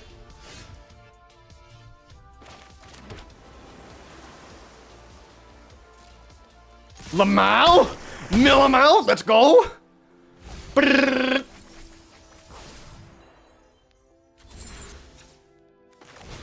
Just for good measure. Oops. I'll deal at 10. Fuck you. And I'll unlock that.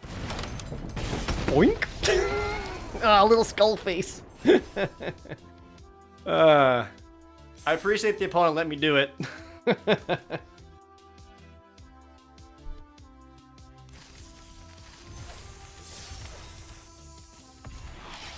3-1. All right. This is the Gamba game. 2 shots at it.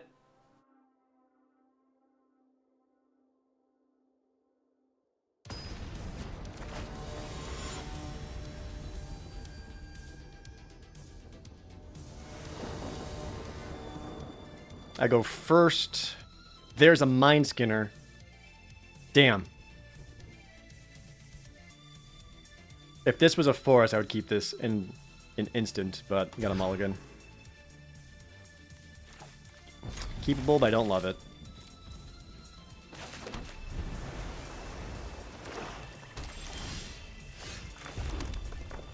Yeah, don't love it.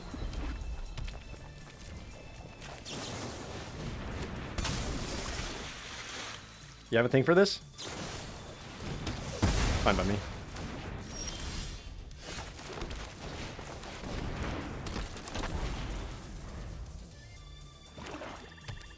I'm still using paid actors? What do you think the subathon was for? PC? Uh-uh. Play a guy so I can murder it. Don't murder my guy. With literal murder, he murdered it.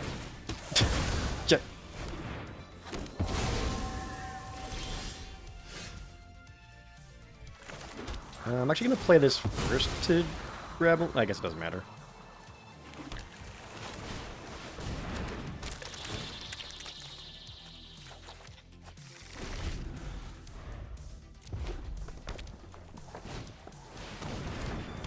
Oh, this thing is bad! This is actually an awesome card. 2 red for a 3/3. Whenever another creature enters, it gets +2/+0 and haste until end of turn. And if this dies, it just comes back as an enchantment. So it just is here forever.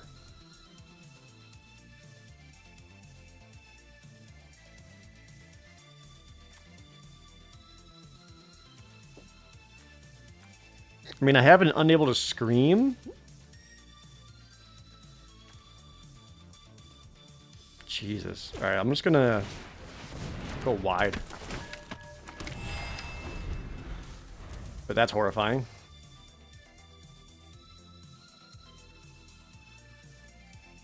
May not be able to beat this guy.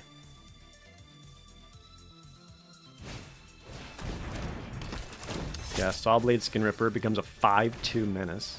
Clockwork Percussionist becomes a 3/1 haste.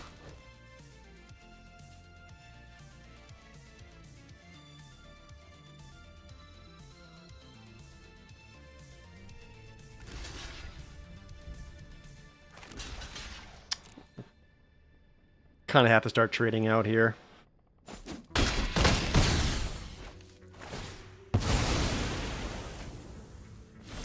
Oh my god, and he found Ripchin Razorkin off the top.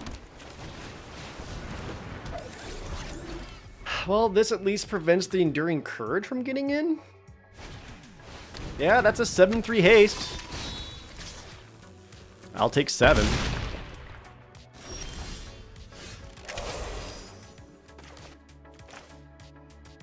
That helps.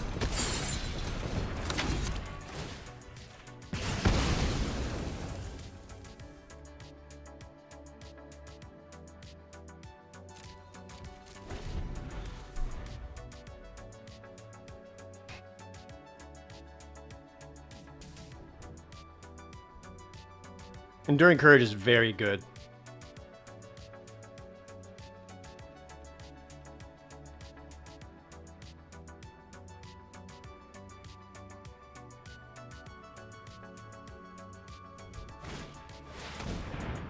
Diversion Specialist, 6/3 haste.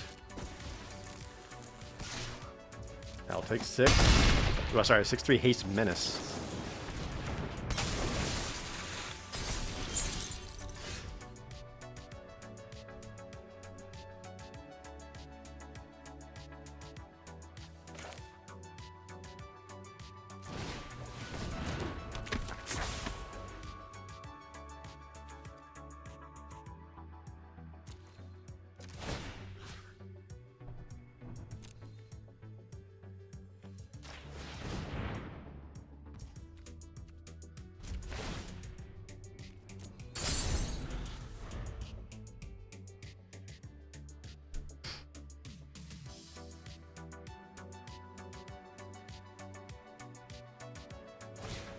Oh, I forgot to do the thing because I fucked it up, chat.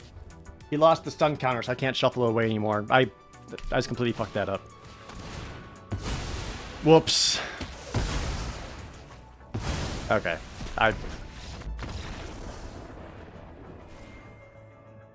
Whoopsie doodle. I think I was dead either way, but that was a pretty bad punt. I like forgot how the thing worked. Okay, try it again. Gamba?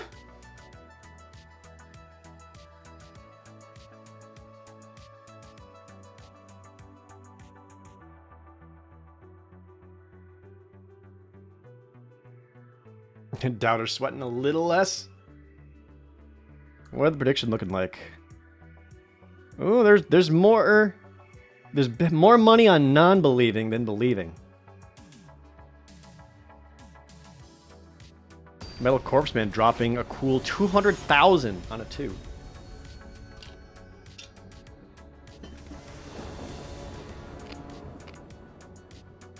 I go first. Okay. Just because I have this for turn 3, otherwise I would not keep it. God damn it. This guy is so good.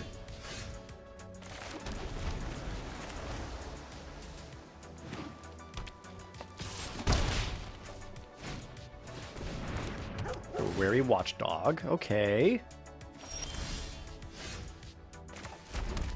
I'm gonna bounce that to protect my life total a bit. Alrighty. Well.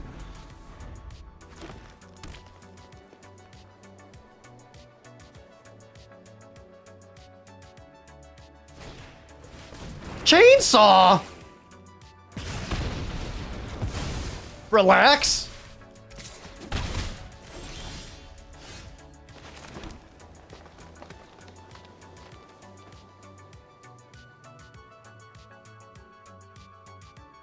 Huh.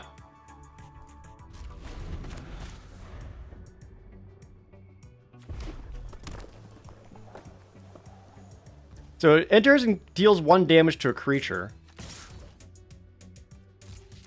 And then for every kill it gets a counter. And then it gets plus X plus O with the number of counters on it. So it's at least a +1 plus O. And as more things trade up and kill, the chainsaw literally revs up. Also, that art is awesome. Huh.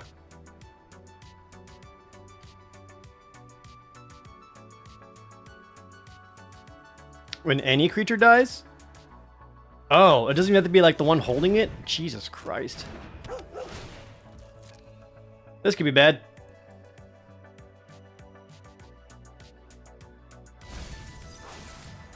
And they milled Waltz of Rage. Drew 2 lands.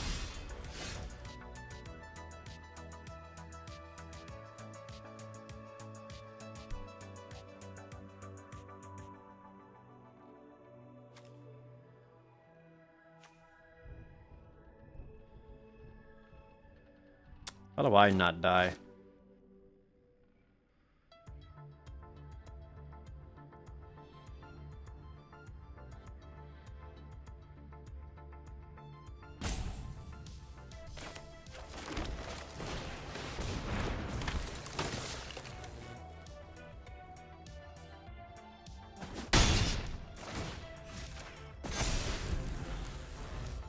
I mean, it's only giving +1 plus O for now. Which is fine.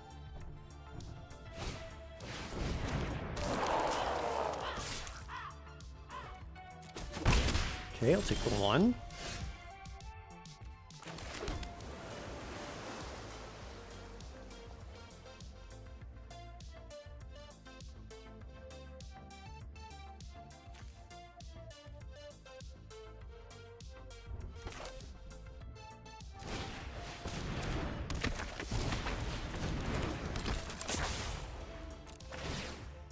Draw a card, ditch away the forest. I want the expanse down in there.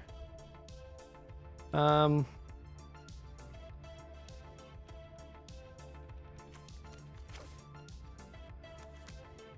2, 3, 4, 5, 6. I'll do the forest.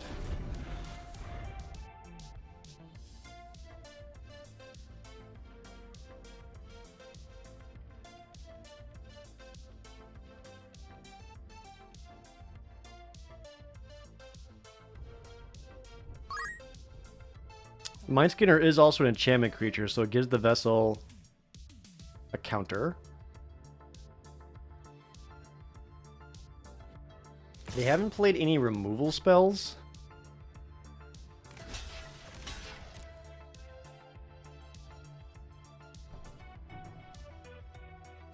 And if I can start getting some of my, like, control magic, don't really care if it revs it up, because I can kind of really tempo play them.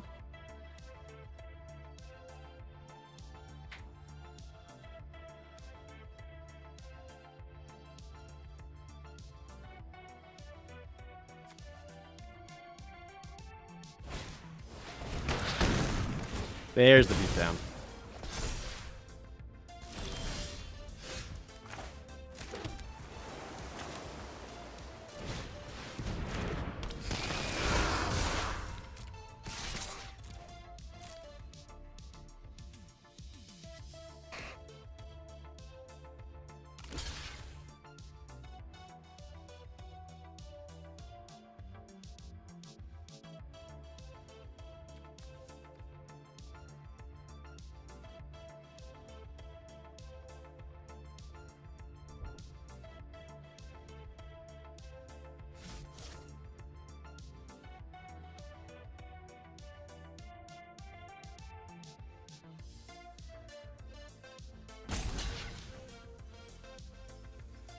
Okay.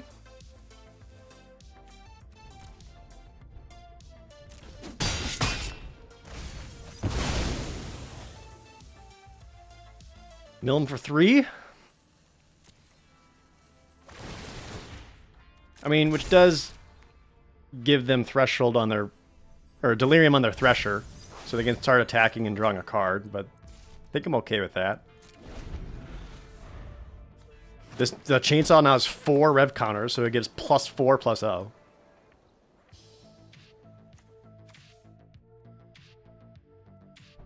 Randomy, thanks for the resub.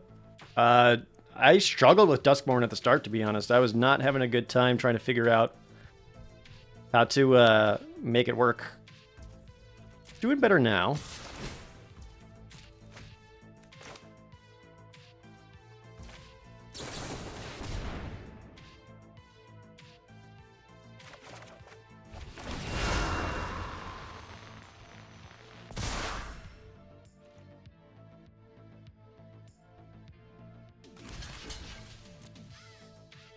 Well, my hand sucks. Oh, Fanatic Strength. So now they're trampling. And then they can play the House Cartographer. Okay.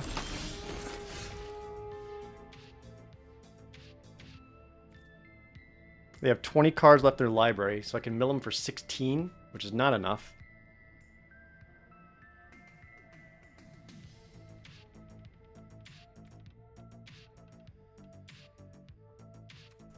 Way too many lands.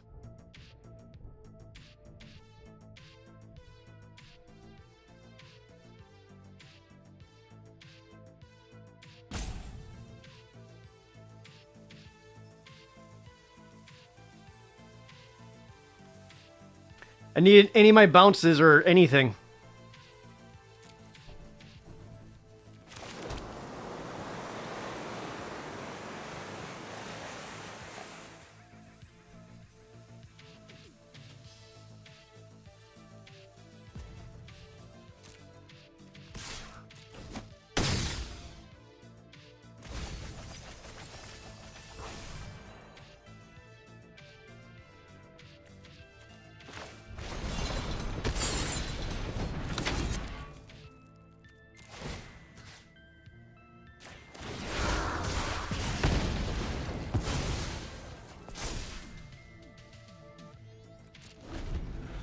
Well, if they equip the chainsaw, they attack for 13, I double block. If they got nothing, I go to 1.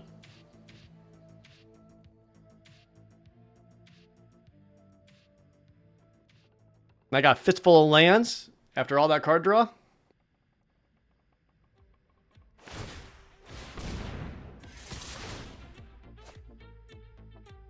Just don't have anything, sir. Don't. Oh, turn inside out? Yeah, that'll do it. Alright, GG's. There's nothing I could have done. Mind Skinner was my way out of that. Yeah, the Glimmer Burst into 2 lands and then drawing a land after that. Pretty rough.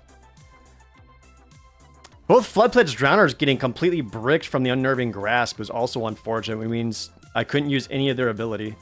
And then not getting my the Bring to the Top or Bottom card or the Unnerving Grasps would have helped significantly. Bummer. Alright, you sick, disgusting twos. Take your dirty money.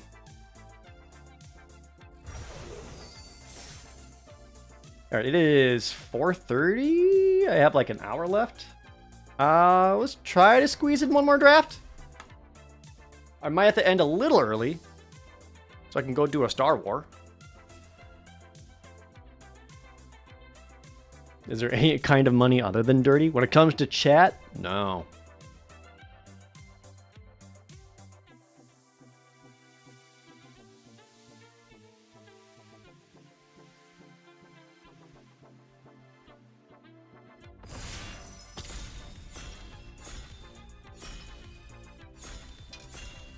Am I an hour ahead of Pacific? No, I am Pacific. It's 3:30 in Pacific.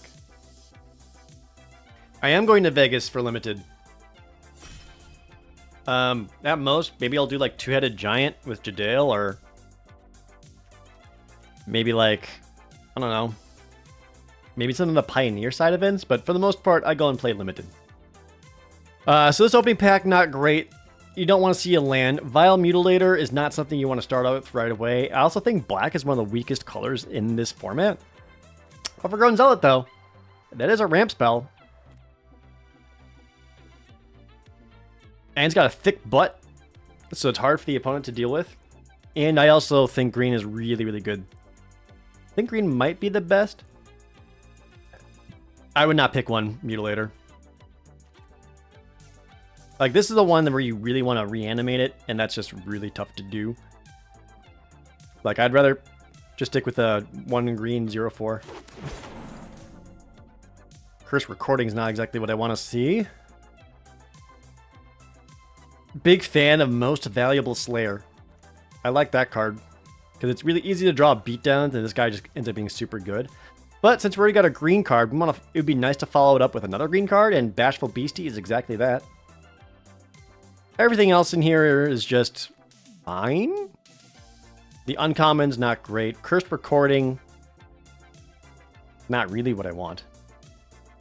I do like Grand Entryway, but because I already started with a green, I'd rather try to stick with another green. And honestly, if Bashful Beastie wasn't in here, either Most Valuable Slayer or just taking the Terramorphic Expanse.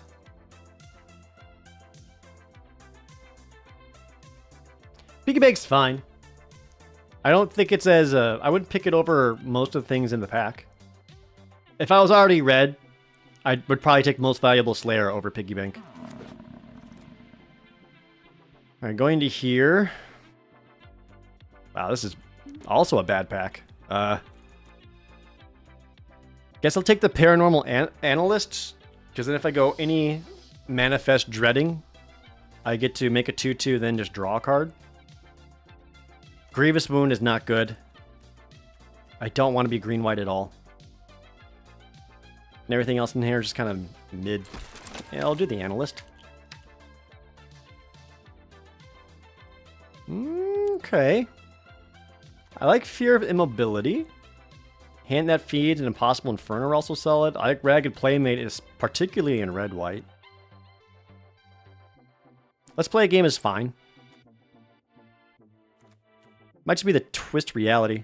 I think I like the blue spell more than everything else in here, and I'd better...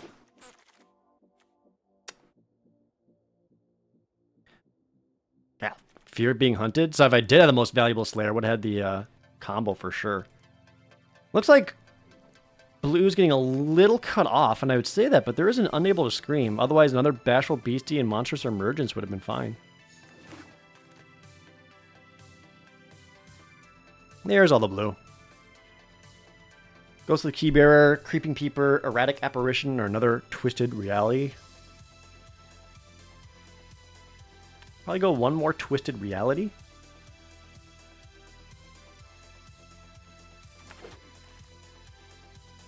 Going to pick 7 here. Yeah, nothing too exciting, but Wary Watchdog at pick 7's about exactly where you want it to be.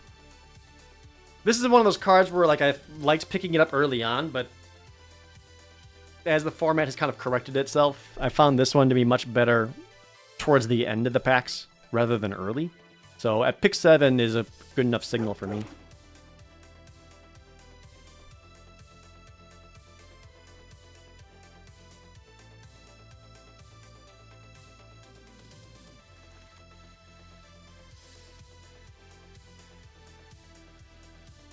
Pick 8, Creeping Peeper doesn't really do much, but a blue-green land does a lot. We're going to Windmill Slam that. So with Paranormal Analyst and a Bashful Beastie and 2 Twist Realities, we got something that wants to manifest Dread a bit more.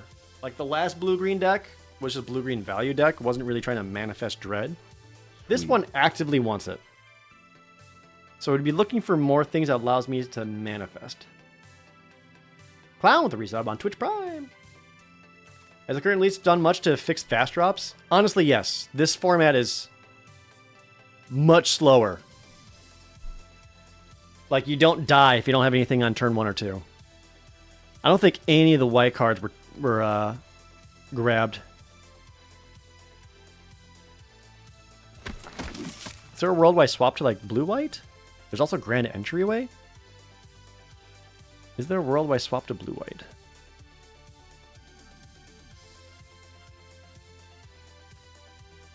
Maybe. I'll keep myself open to it.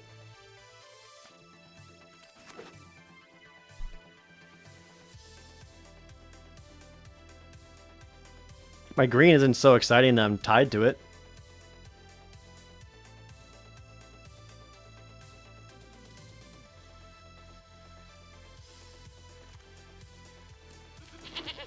I don't like Possessed Goat.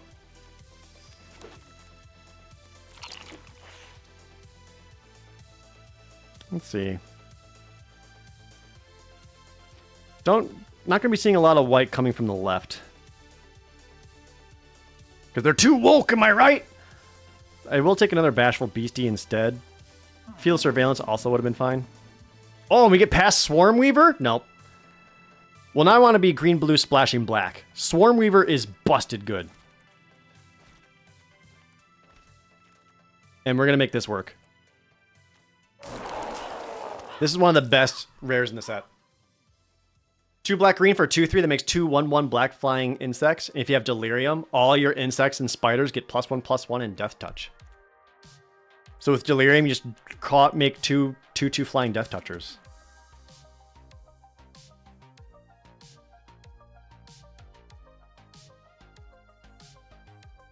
There were a lot of Reanimator targets, but there weren't any Reanimator, like,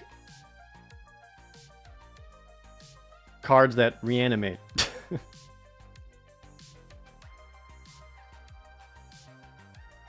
Oh, then we get past Balustrade Worm again. There's also an Oblivious Bookworm, which would be good, but, like, this is just power. So we're grabbing that. Another blue-green land, or we can grab a blue-black land.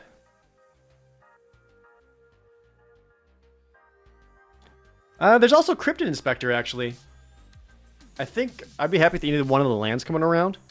But if I'm trying to do Manifest Dread, Cryptid Inspector actually is one of the better things for it. So I'm actually going to grab that. Coordinated Clobbering? Yeah, that's interaction. Kind of need it.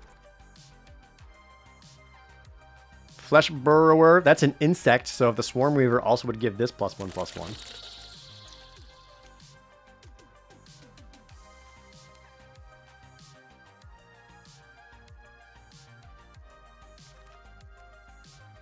Meat Locker, Monstrous Emergence. Monstrous Emergence.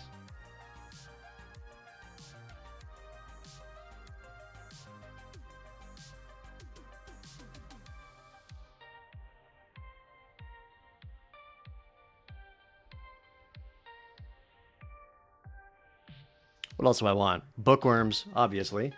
Having to pass on one is a bummer.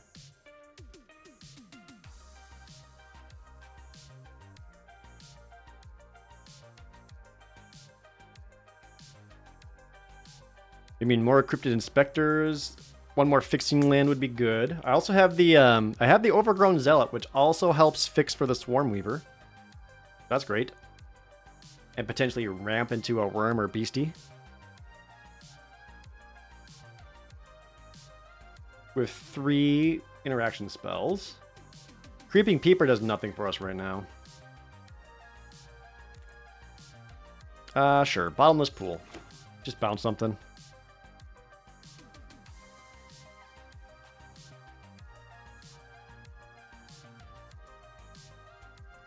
If I get any more long necks, I would play that because it is an enchantment creature. That's 2 things for Delirium.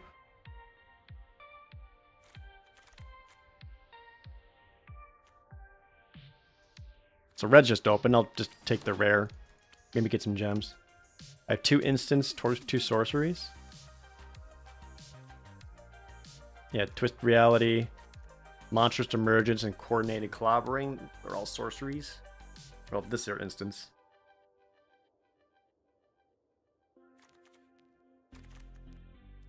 Another Creeping Peeper. I'll take a dorky 4/4 for 4. Whatever.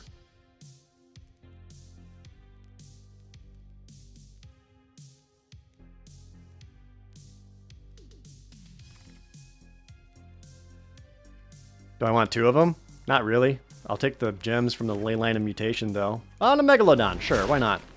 That's a guy. Helps me find an island, gets a creature in the graveyard for Delirium. I guess. I think I like the 7/6 Trampler more than him, but whatever. So I would love to see cards like Manifest Dread. Or the, what's it called? 2 and a green sorcery, where you Manifest Dread and you get a permanent back. I'd much rather have that. Because you set up your Delirium, and then if you accidentally have to Deliriumize one of your own things, you can at least get it out of the graveyard. Or let's take a Bookworm. There's also a Manifest Dread, but I could see this coming around very easily, so we'll stick the Bookworm. Under the Skin sounds correct. Yeah.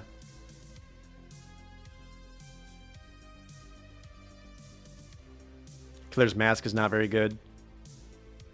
I don't really like Dazzling Theater either. But Bookworm. Okay. That's threats around every corner. That does manifest, and every time you manifest, also find a land. I'd be happy with that.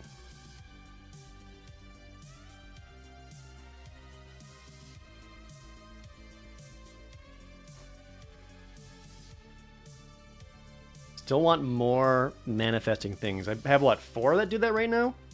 The 2 Twist Realities and the 2 Bashful Beasties. Oh, Entity Tracker. Entity Tracker is so good. I only have 3 enchantments right now.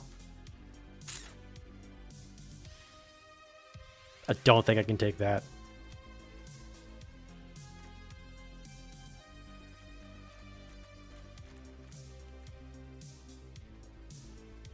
Or can I? I want it! I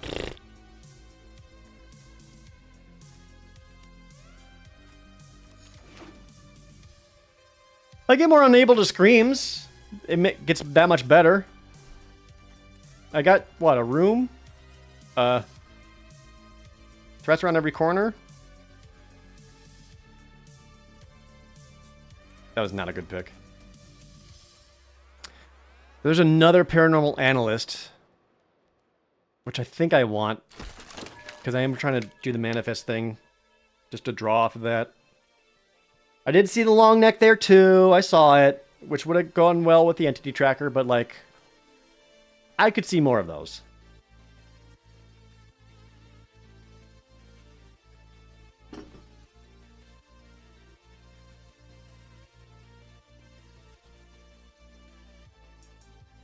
Sometimes the best card to take is the one that denies your opponent the chance to take it. I agree to a degree, but...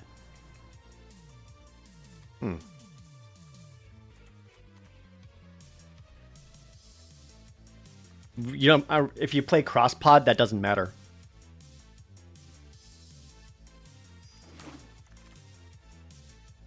There we go. See, you still got the Grasping Longneck. And, like, on Arena, you're not playing the people you're drafting against, so, like, that's never worth it. But if you're, like, at the top 8 of a GP, yeah, cross-pod. Like, see these 7 other people? This is a pod. Normally what would happen in a draft is, like, I would play this opponent, this opponent would play this opponent, this opponent would play this opponent, this opponent would play this opponent, and then we continue on from there. But instead, we just draft from, play against everyone else, everywhere else. Another Unable to Scream, or another blue-black land for Swarmweaver.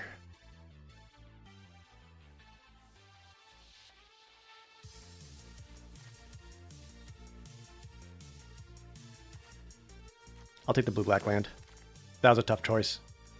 Another Manifest Red. Get Out or Meat Locker. There's only... I don't think there's closed pod drafts in Arena, no.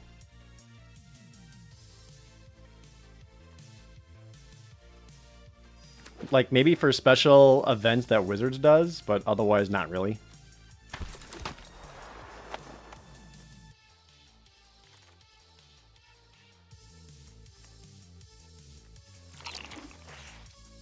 And we still got the Grasping Longneck at the end. Alright. Not getting the other Unable to Scream is a bummer. That's fine. It's fine, it's fine. Deck has a plan. It's a worm.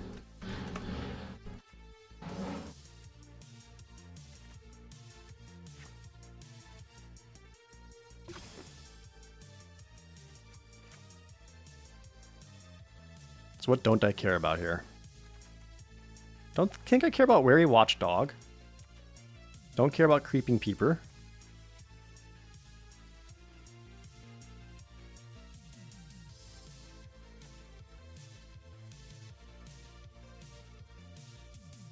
Would I love this deck if it were a worm? I would. Don't know if I necessarily want the Flesh Burrower. That'll keep it. Go down 1 Longneck. There we go. Gambit time. Am I excited for the simplicity of Foundations? I have no idea, man. I don't know if it's going to be, like, too boring to draft. Like, it's going to be a draft set, too, right? Like, that's already out in, like, a month. And we've barely gotten a chance to play with this one. I don't know how I feel.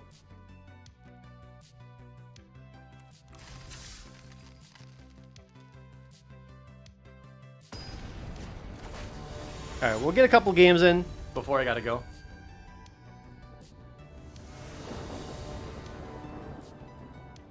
Well, I'm gonna keep it because I got a worm in hand.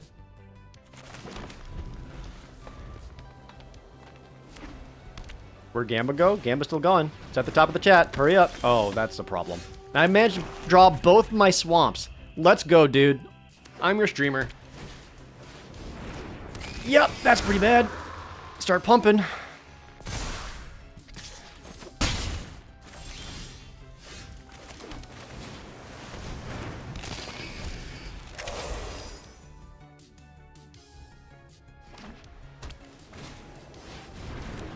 Into a trapped in the screen? Jesus. Okay. Well. I'm in trouble. Did you draft mono white? Please.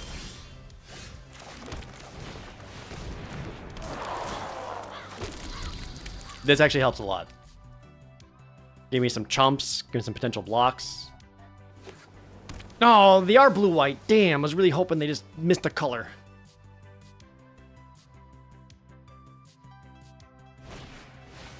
Jesus Christ!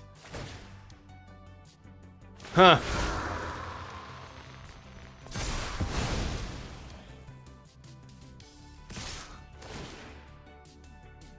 And they have stupid...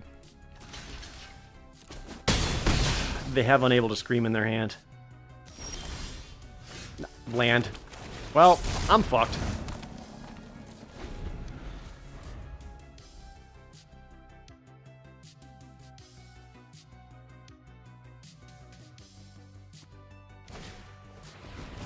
Yep.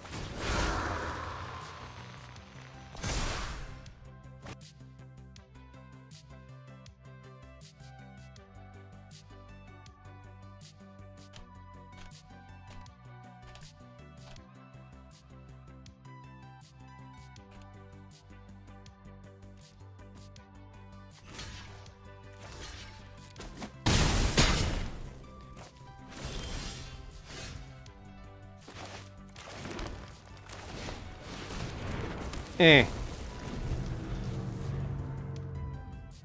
Could you, like, third trapped in the screen? Alright, the opponent had an incredible draft. Okay. Jesus. I think if I even curved out, I would not have won that game still. They just had it all. 3 trapped in the screens? Are you kidding me?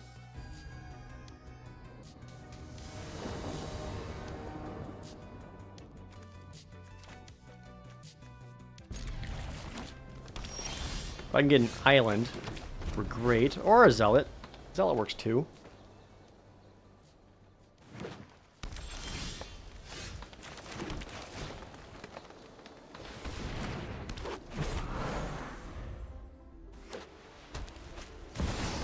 Into a Tyvar?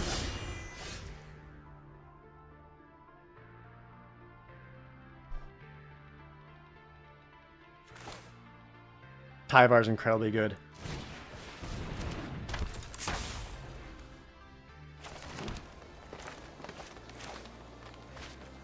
And I have nothing in my hand to even kill it with. Oh, that's rough. Oh, wait. Undo. Try to Manifest Dread. So, that's the creature.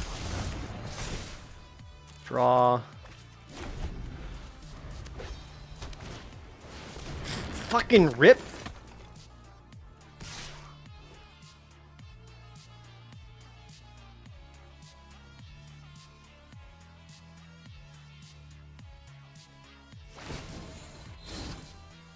Oh. Thank you. Oh, wait, because that, yeah.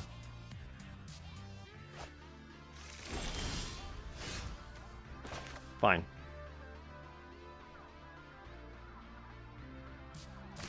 Dude, I still don't even have, like, good options.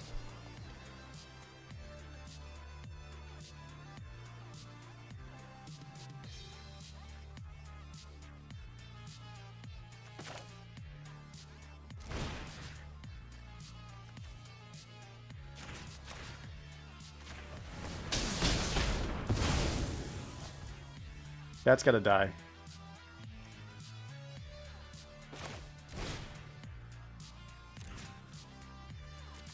And you know what? That's gotta die too.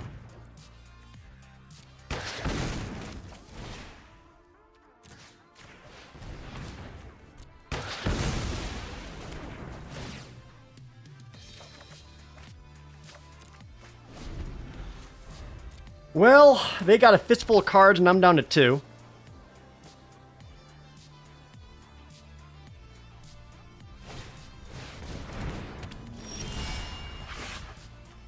They just played Lionheart Glimmer? Okay.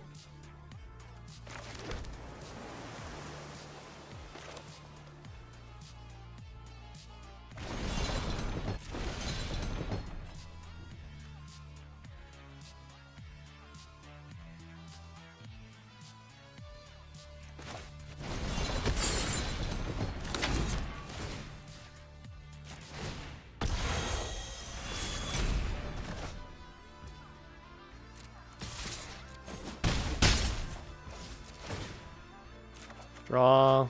Get away land.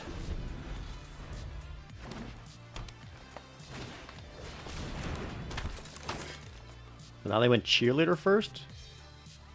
Why though? Oh, so they could also go fear of exposure and give that flying. That's pretty good.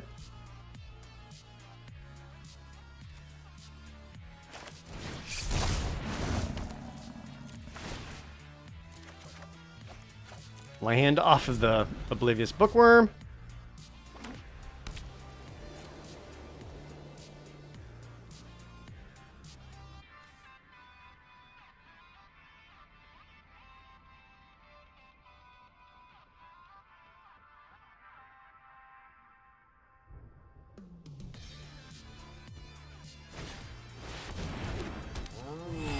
I might go 0-3, chat. Oh, a fucking baseball bat? Kidding me?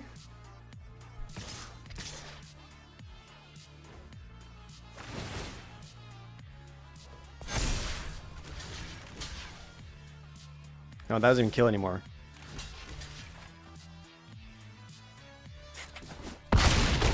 Yep.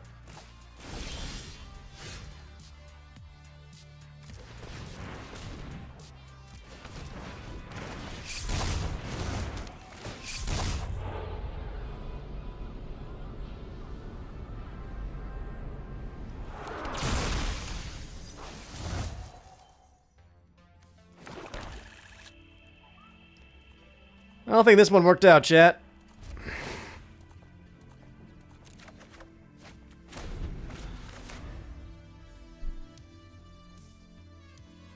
It's not over? It's okay.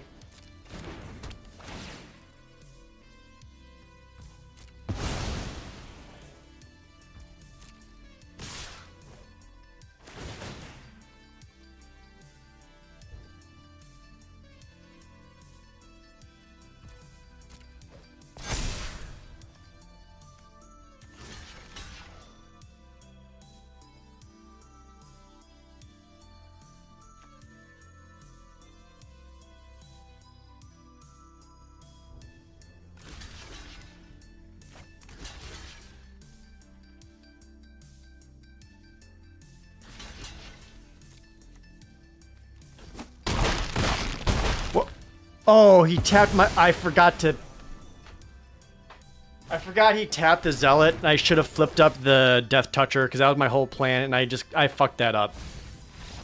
If I had that, I actually would have stabilized, because then I would have got my 5/4 Beastie back. Oh. Yep. I fucked that up real fast. Well, maybe I will get this draft done before I gotta go. Jesus.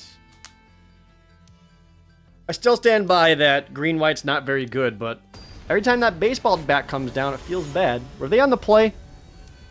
If they're on the play, that also helps them a lot. What am I having to do? I'm gonna go play in a Star Wars tournament tonight. Fucking... I guess this gets me an island.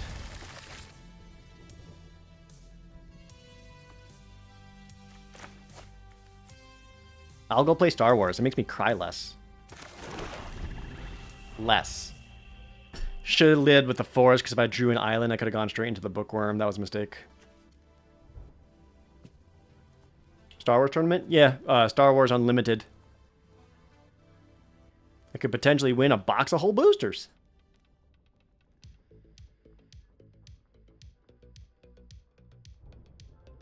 And you know how much I love boosters. Fuck. Yep. Fucked up, chat.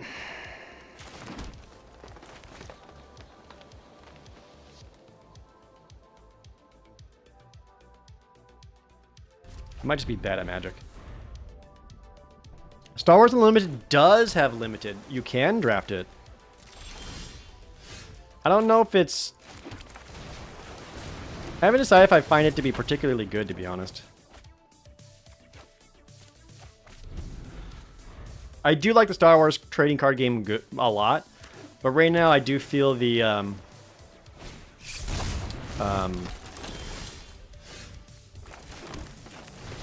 actual like constructed deck play is more fun than limited. Alright, well, great.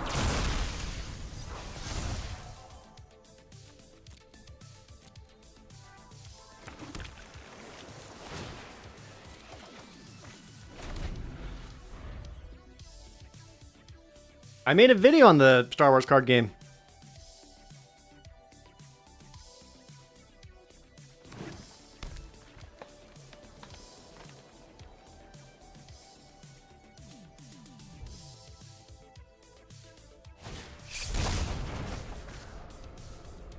Oh, he gave me back coordinated clobbering. Thanks, bro.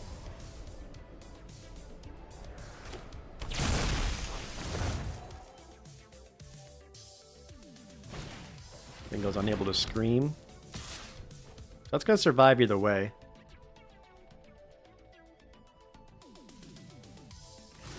I might as well block and get a creature in my graveyard. They get the Manifest Dread again, but I also get to protect my life total.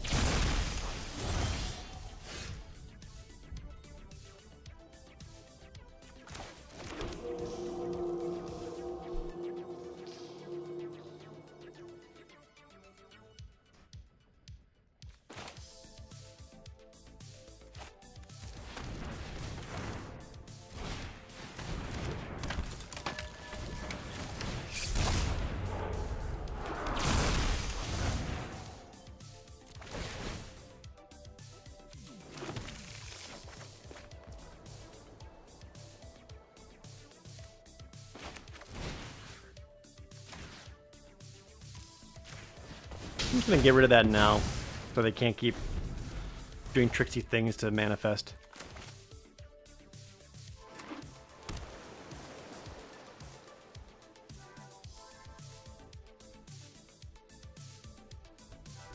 And right now with Star Wars, like, they're literally only on the second set, and the main thing is that the sets aren't necessarily designed for draft in mind. You can draft it, and it's fine. It just may not necessarily be for that.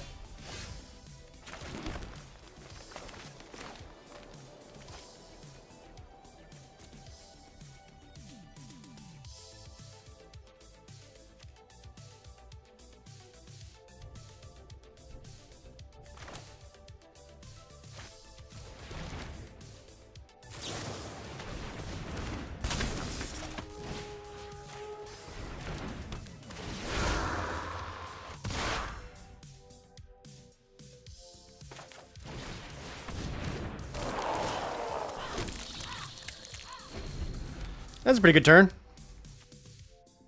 Play 3 spells, drew a card, make some flying 1/1s. I got creature, land, sorcery in the graveyard.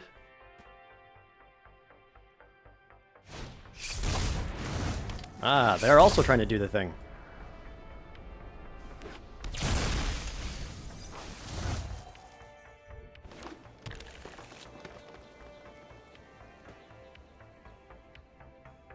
Don't touch my guy. Don't touch him. I see you do it. Okay. I think I'm okay with that.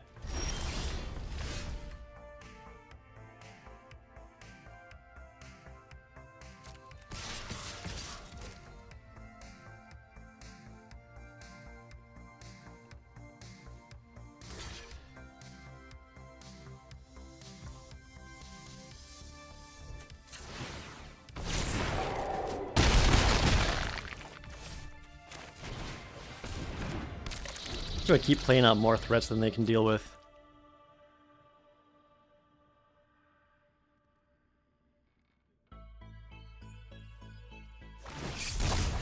Alright, they just went for the shuffle.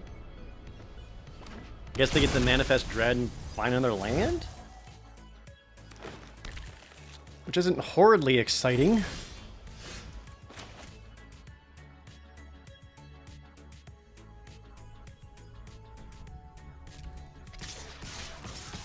I think I'll actually attack with my Death Toucher. Because I ain't blocking anytime soon.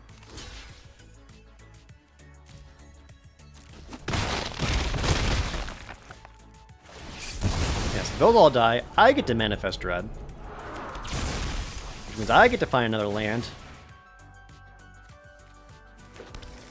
And keep the card. And then play a big dumbass Megalodon.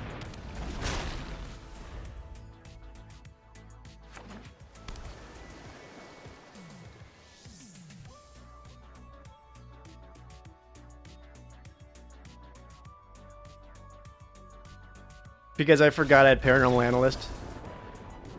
That's why I didn't kick the Twisted whatever. I forgot. Alright, good. I got my rank back. Christ.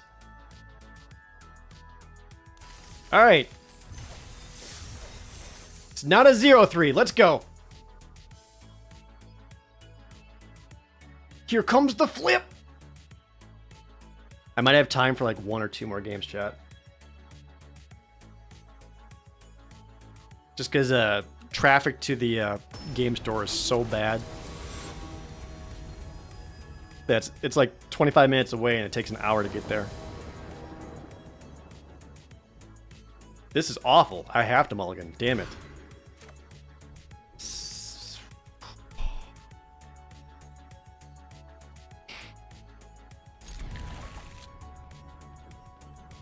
Better, I guess.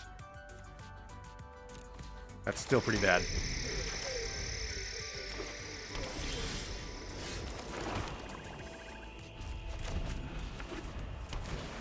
And of course they have like the super aggro pop off. That's not good.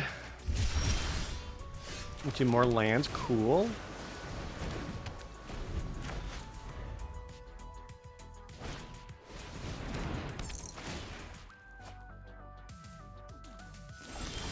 Into a land, very cool. This is awesome. Chat. Look at all my lands.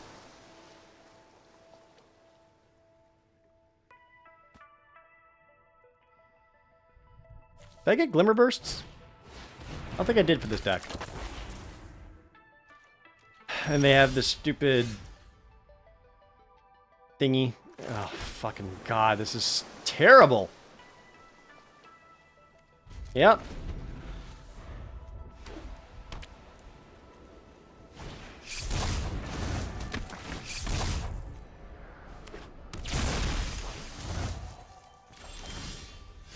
Alright, at least that's a guy. You can start cycling some of this garbage away.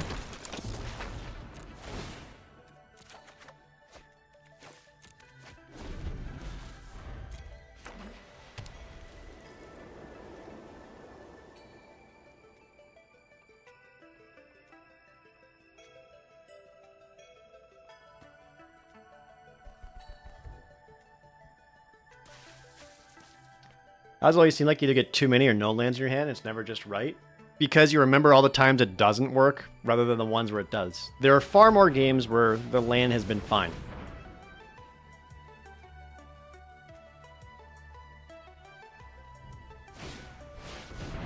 Whenever you attack, put a +1/+1 counter on an attacking creature. That seems good.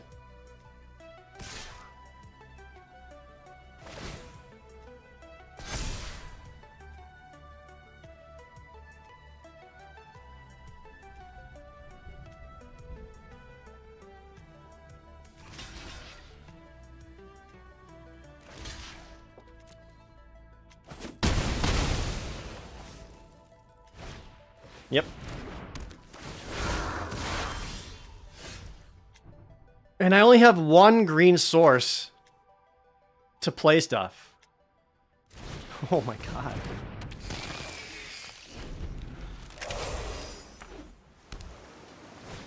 I haven't thrown away any forests.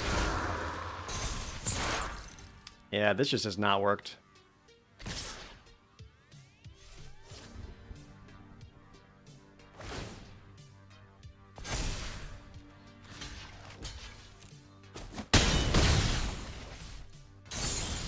Yep. Fucking. How about another island? Oh, and they had the fucking jump scare card.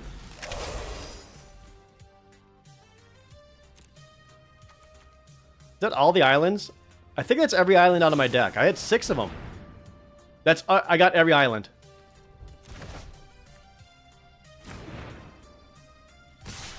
Well, I think we might be done here.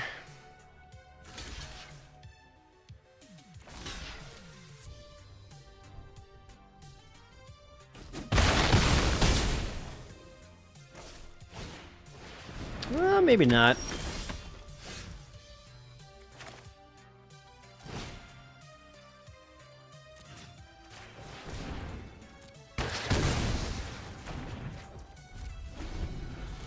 Hold on.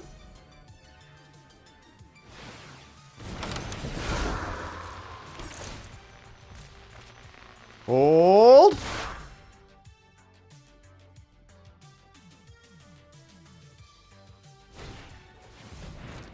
Okay.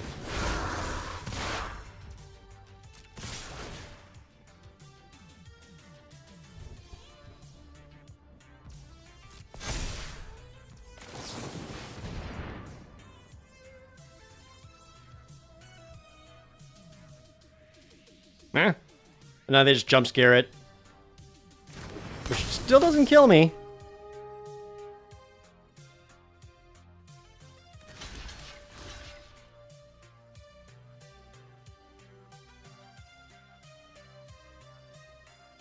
Shit.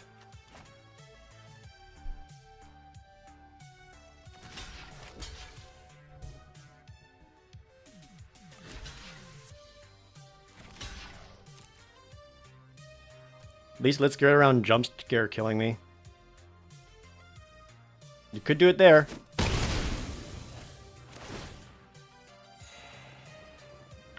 I'll go to 3. I mean, that's flying. I fucking... Yep, okay. Thanks, deck. Appreciate it. But don't worry. I found every island. Hey, remember when I had Balustrade Worm in the deck? Do you remember?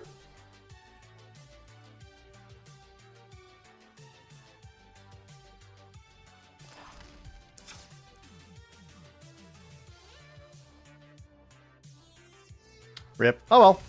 Alright. I gotta wrap it up there. Like I said, I gotta get going. Get ready. Get some dinner. And all that. But for watching on the YouTube channel, thank you so much. I hope you enjoyed these drafts. I really appreciate it. And I'll catch you later for our next Magic Monday. Every single Monday we play some Magic. So come on by on the stream for that. Twitch.tv/ProJared. Thanks for watching the VOD.